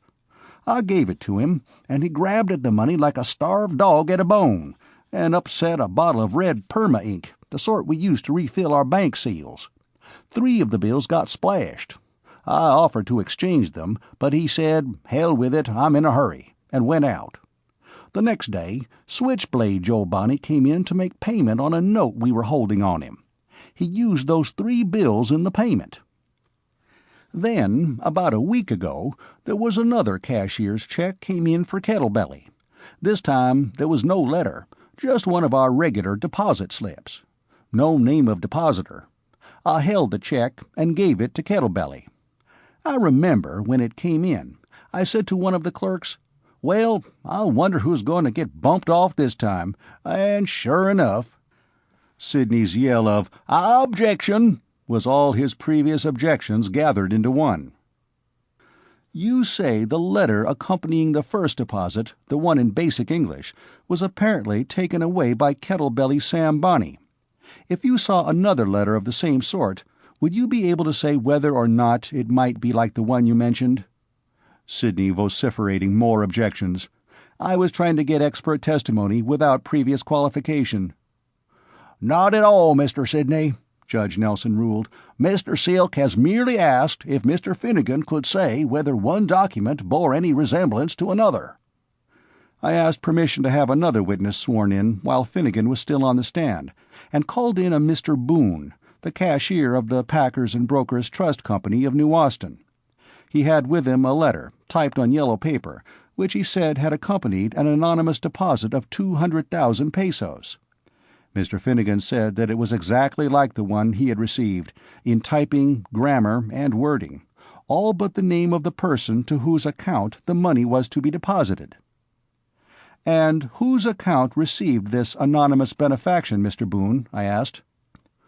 "The account," Boone replied, "of Mr. Clement Sidney." I was surprised that Judge Nelson didn't break the handle of his gavel after that. Finally, after a couple of threats to clear the court, order was restored. Mr. Sidney had no questions to ask this time either. The bailiff looked at the next slip of paper I gave him, frowned over it, and finally asked the court for assistance. "I can't pronounce this here thing at all," he complained. One of the judges finally got out a mouthful of growls and yaps and gave it to the clerk of the court to copy into the record. The next witness was a Zasroff, and in the new Texas garb he was wearing, he was something to open my eyes, even after years on the hooligan diplomats. After he took the stand, the clerk of the court looked at him blankly for a moment. Then he turned to Judge Nelson. "Your Honor, how am I going to go about swearing him in?" he asked. "What does a Zasroff swear by that's binding?" The president judge frowned for a moment. "Does anybody here know Basic well enough to translate the oath?" he asked. "I think I can," I offered. "I spent a great many years in our consular service before I was sent here. We use Basic with a great many alien peoples." "Administer the oath, then," Nelson told me. "Put up right hand," I told the Zasroff. "Do you truly say, in front of a Great One who made all worlds, who has knowledge of what is in the hearts of all persons, that what you will say here will be true, all true, and not anything that is not true, and will you so say again at a time when all worlds end? Do you so truly say?" "Yes, I so truly say." "Say your name." "Pubamegal Kovutumek Chichichi." "What is your business?" "I put things made of cloth into this world, and I take meat out of this world." "Where do you have your house?" "Here in New Austin, over my house of business on Coronado Street." "What people do you see in this place that you have made business with?" Pupamegal Kovutumek Chichichi pointed a three-fingered hand at the Bonney brothers. "What business did you make with them?" "I gave them money for a machine which goes on the ground and goes in the air very fast, to take persons and things about." "Is that the thing you gave them for money?" I asked, pointing at the exhibit air car. "Yes, but it was new then. It has been made broken by things from guns now." "What money did they give you for the machine?" 100 pesos. That started another uproar. There wasn't a soul in that courtroom who didn't know that 5,000 pesos would have been a giveaway bargain price for that car. "Mr. Ambassador," one of the associate judges interrupted, "I used to be in the used car business. Am I expected to believe that this being sold that air car for 100 pesos? "There's a notarized copy of the bill of sale from the office of the Vehicles Registration Bureau," I said. "I introduce it as evidence." There was a disturbance at the back of the room, and then the Zasroff ambassador, Gugulafer Destapatan Vuvuvu, came stalking down the aisle, followed by a couple of rangers and two of his attachés. He came forward and addressed the court. "May you be happy, sir, but I am in here so quickly, not because I have desired to make noise, but because it is only short time since it got in my knowledge that one of my persons is in this place. I am here to be of help to him that he not get in trouble, and to be of help to you. The name for what I am to do in this place is not part of my knowledge. Please say it for me." "You are a friend of the court," Judge Nelson told him, "and amicus curiae." "You make me happy. Please, go on. I have no desire to put stop to what you do in this place." From what person did you get this machine that you gave to these persons for 100 pesos? I asked. Gugalafer immediately began barking and snarling and yelping at my witness. The dry goods importer looked startled, and Judge Nelson banged with his gavel. "That's enough of that. There'll be nothing spoken in this court but English, except through an interpreter." "Yo, I am sad that what I did was not right," the Zasraf ambassador replied contritely. "But my person here has not as part of his knowledge that you will make him say what may put him in trouble." Nelson nodded in agreement. "You are right. This person who is here has no need to make answer to any question if it may put him in trouble or make him seem less than he is." "I will not make answer," the witness said. "No further questions." I turned to Goodham and then to Sidney. They had no questions either. I handed another slip of paper to the bailiff, and another Zasraf, named Babark Jonyakyeg Kekiki, took the stand. He put into this world things for small persons to make amusement with.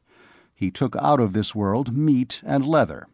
He had his house of business in New Austin, and he pointed out the three Bonnies as persons in this place that he saw that he had seen before. "And what business did you make with them?" I asked. "I gave them for money a gun which sends out things of 20 millimeters very fast, to make death or hurt come to men and animals, and does destruction to machines and things." "Is this the gun?" I showed it to him. "It could be. The gun was made in my world. Many guns like it are made there. I am certain that this is the very gun." I had a notarized copy of a customs house bill in which the gun was described and specified by serial number. I introduced it as evidence. "How much money did these three persons give you for this gun?" I asked. 5 pesos. "The customs appraisal on this gun is 600 pesos, I mentioned. Immediately, Ambassador Vuvuvu was on his feet. "My person here has not part of his knowledge that he may put himself in trouble by what he says to answer these questions." That put a stop to that.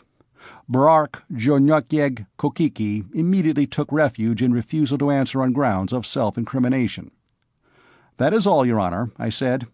"And now," I continued, when the witness had left the stand, "I have something further to present to the court, something both as amicus curiae and as ambassador of the Solar League. This court cannot convict the three men who are here on trial. These men should have never been brought to trial in this court. It has no jurisdiction over this case.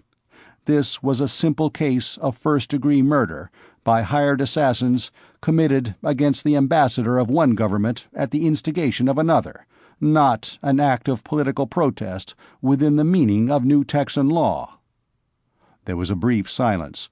Both the court and the spectators were stunned, and most stunned of all were the three Bonney brothers, who had been watching, fear-sick, while I had been putting a rope around their necks. The uproar from the rear of the courtroom gave Judge Nelson a needed minute or so to collect his thoughts. After he had gotten order restored, he turned to me grim-faced. "Ambassador Silk, will you please elaborate on the extraordinary statement you have just made?" he invited, as though every word had sharp corners that were sticking in his throat. "Gladly, Your Honor. My words, too, were gouging and scraping my throat as they came out. I could feel my knees getting absurdly weak, and my mouth tasted as though I had an old copper penny in it. As I understand it, the laws of New Texas do not extend their ordinary protection to persons engaged in the practice of politics. An act of personal injury against a politician is considered criminal only to the extent that the politician injured has not, by his public acts, deserved the degree of severity with which he has been injured, and the court of political justice is established for the purpose of determining whether or not there has been such an excess of severity in the treatment meted out by the accused to the injured or deceased politician. This gives rise, of course, to some interesting practices. For instance, what is at law a trial of the accused is, in substance, a trial of his victim. But in any case tried in this court, The accused must be a person who has injured or killed a man who is definable as a practicing politician under the government of New Texas. Speaking for my government, I must deny that these men should have been tried in this court for the murder of Silas Cumshaw. To do otherwise would establish the principle and precedent that our ambassador, or any other ambassador here, is a practicing politician, under, mark that well, Your Honor, under the laws and government of New Texas. This would not only make of any ambassador a permissible target for any marksman who happened to disapprove of the policies of another government, but more serious, it would place the ambassador and his government in a subordinate position relative to the government of New Texas. This the government of the Solar League simply cannot tolerate, for reasons which it would be insulting to the intelligence of this court to enumerate. "Mr. Silk," Judge Nelson said gravely, "this court takes full cognizance of the force of your arguments. However, I'd like to know why you permitted this trial to run to this length before entering this objection. Surely you could have made clear the position of your government at the beginning of this trial." "Your Honor," I said, "had I done so, these defendants would have been released, and the facts behind their crime would have never come to light. I grant that the important function of this court is to determine questions of relative guilt and innocence. We must not lose sight, however, of the fact that the primary function of any court is to determine the truth, and only by the processes of the trial of these depraved murderers for hire could the real author of the crime be uncovered. This was important, both for the government of the Solar League and the government of New Texas. My government now knows who procured the death of Silas Cumshaw, and we will take appropriate action.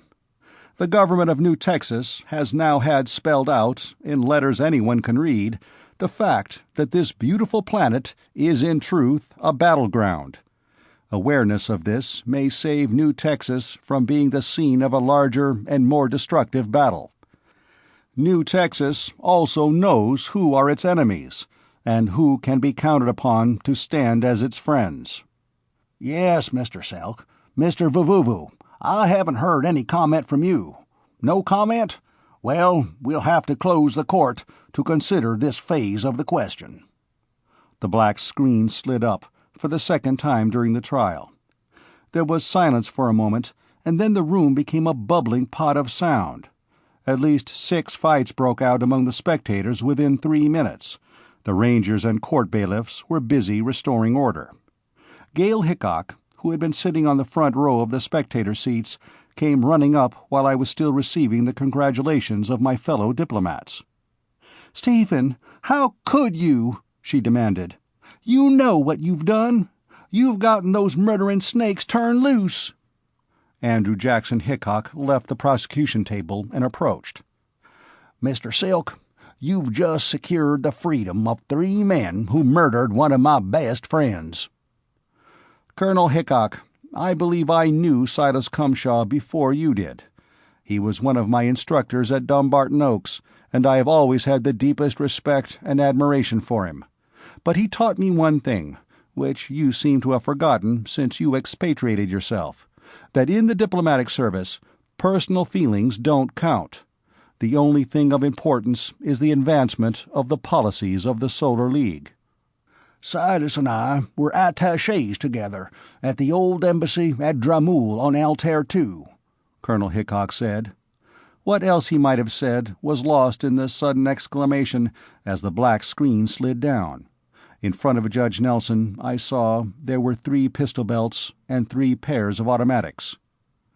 "Switchblade Joe Bunny, Jack High Abe Bunny, Turkey Buzzer Tom Bunny, together with your counsel, approach the court and hear the verdict," Judge Nelson said.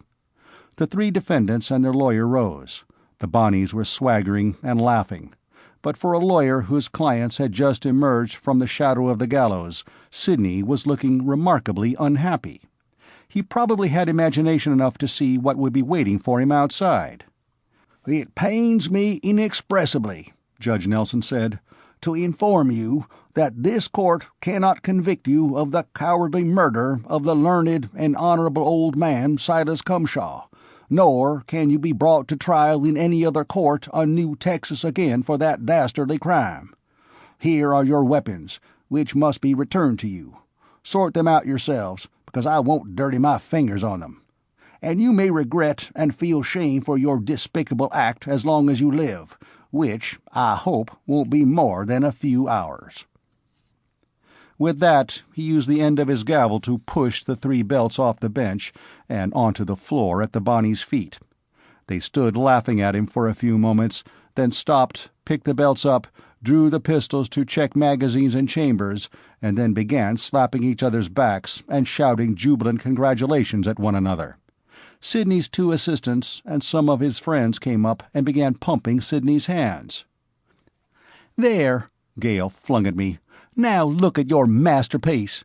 Why don't you go up and congratulate him too?" And with that she slapped me across the face. It hurt like the devil. She was a lot stronger than I'd expected. In about 2 minutes, I told her, "You can apologize to me for that, or weep over my corpse. Right now, though, you'd better be getting behind something solid." Chapter 11. I turned and stepped forward to confront the Bonnies, mentally thanking Gale. Up until she'd slapped me, I'd been weak-kneed and dry-mouthed with what I had to do. Now I was just plain angry, and I found that I was thinking a lot more clearly. Jack Bonnie's wounded left shoulder, I knew, wouldn't keep him from using his gun hand, but his shoulder muscles would be stiff enough to slow his draw. I'd intended saving him until I dealt with his brothers. Now I remembered how he'd gotten that wound in the first place. He'd been the one who'd used the auto-rifle out at the Hickok Ranch. So I changed my plans and moved him up to top priority. "Hold it!" I yelled at them. "You've been cleared of killing a politician, but you still have killing a Solar League ambassador to answer for. Now get your hands full of guns, if you don't want to die with them empty." The crowd of sympathizers and felicitators simply exploded away from the Bonney brothers. Out of the corner of my eye, I saw Sidney and a fat, blousy woman with brass-colored hair as they both tried to dive under the Friends of the Court table at the same place. The Bonney brothers simply stood and stared at me, for an instant unbelievingly, as I got my thumbs on the release studs of my belt. Judge Nelson's gavel was hammering, and he was shouting, "Court of Political Justice, Confederate Continent of New Texas, is herewith adjourned. Reconvene 0900 tomorrow. Hit the floor!" "Damn, he means it!" Switchblade Joe Bonney exclaimed. Then they all reached for their guns. They were still reaching when I pressed the studs, and the Krupp Tatas popped into my hands, and I swung up my right-hand gun and shot Jack High through the head. After that, I just let my subconscious take over. I saw gun flames jump out at me from the Bonnies' weapons, and I felt my own pistols leap and writhe in my hands, but I don't believe I was aware of hearing the shots, not even from my own weapons. The whole thing probably lasted 5 seconds, but it seemed like 20 minutes to me. Then there was nobody shooting at me, and nobody for me to shoot at. The big room was silent, and I was aware that Judge Nelson and his 8 associates were rising cautiously from behind the bench. I holstered my left-hand gun, removed and replaced the magazine of the right-hand gun, then holstered it and reloaded the other one. Hottie Ringo and Francisco Peros and Commander Stonehenge were on their feet, their pistols drawn, covering the spectators' seats. Colonel Hickok had also drawn a pistol, and he was covering Sidney with it, occasionally moving the muzzle to the left to include the Zasroff ambassador and his 2 attachés. By this time, Nelson and the other 8 judges were in their seats, trying to look calm and judicial. "Your Honor," I said, "I fully realize that no judge likes to have his court turned into a shooting gallery. I can assure you, however, that my action here was not the result of any lack of respect for this court. It was pure necessity. Your Honor can see that. My government could not permit this crime against its ambassador to pass unpunished." Judge Nelson nodded solemnly. "Court was adjourned when this little incident happened, Mr. Silk," he said. He leaned forward and looked to where the three Bonney brothers were making a mess of blood on the floor. "I trust that nobody will construe my unofficial and personal comments here as establishing any legal precedent, and I wouldn't like to see this sort of thing becoming customary, but you did that all by yourself with those little bean shooters?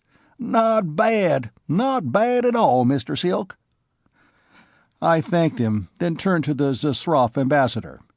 I didn't bother putting my remarks into BASIC. He understood, as well as I did, what I was saying. "Look, Fido," I told him, "my government is quite well aware of the source from which the orders for the murder of my predecessor came. These men I just killed were only the tools. We're going to get the brains behind them, if we have to send every warship we own into the Zasroff star cluster and devastate every planet in it. We don't let dogs snap at us. And when they do, we don't kick them, we shoot them." That, of course, was not exactly striped pants diplomatic language. I wondered, for a moment, what Norman Gazarian, the protocol man, would think if he heard an ambassador calling another ambassador Fido. But it seemed to be the kind of language that Mr. Vuvuvu understood. He skinned back his upper lip at me and began snarling and growling. Then he turned on his hind paws and padded angrily down the aisle away from the front of the courtroom. The spectators around him and above him began barking, baying, yelping at him. "Tie a can to his tail! Get for home, Bruno!" Then somebody yelled, "Hey, look! Even his wristwatch is blushing!" That was perfectly true. Mr. Glaffer Dispatin Vuvuvu's watch face, normally white, was now glowing a bright ruby red. I looked at Stonehenge and found him looking at me. It would be full dark in 4 or 5 hours. There ought to be something spectacular to see in the cloudless skies of Capella 4 tonight. Fleet Admiral Sir Rodney Tregaskis would see to that. From Report of Space Commander Stonehenge to Secretary of Aggression Klung. So, the measures considered by yourself and Secretary of State Gopal Singh and Security Coordinator Natalenko, as transmitted to me by Mr. Hadi Ringo, were not, I am glad to say, needed. Ambassador Silk, alive, handled the thing much better than Ambassador Silk, dead, could possibly have. To confirm Sir Rodney Tregaskis' report from the tales of the few survivors, the Zasroff attack came as the ambassador had expected. They dropped out of hyperspace about 70 light-minutes outside the Capella system, apparently in complete ignorance of the presence of our fleet. Have learned the entire fleet consisted of about 300 spaceships, and reports reaching here indicate that no more than 20 got back to Zasroff cluster. Naturally, the whole affair has had a profound influence, an influence to the benefit of the Solar League on all shades of public opinion. As you properly assumed, Mr. Hadi Ringo is no longer with us. When it became apparent that the Palm Silk Annexation Treaty would be ratified here, Mr. Ringo immediately saw that his status of diplomatic immunity would automatically terminate. Accordingly, he left this system, embarking from New Austin for Aldebaran 9, mentioning, as he shook hands with me, something about a widow. By a curious coincidence, the richest branch bank in the city was held up by a lone bandit about a half an hour before he boarded the spaceship. Final message of the last Solar Ambassador to New Texas, Stephen Silk. Copies of the Treaty of Annexation duly ratified by the New Texas Legislature herewith. Please note that the guarantees of non-interference in local political institutions are the very minimum which are acceptable to the people of New Texas. They are especially adamant that there be no change in their peculiar methods of ensuring that their elected and appointed public officials shall be responsible to the electorate. Department Addendum.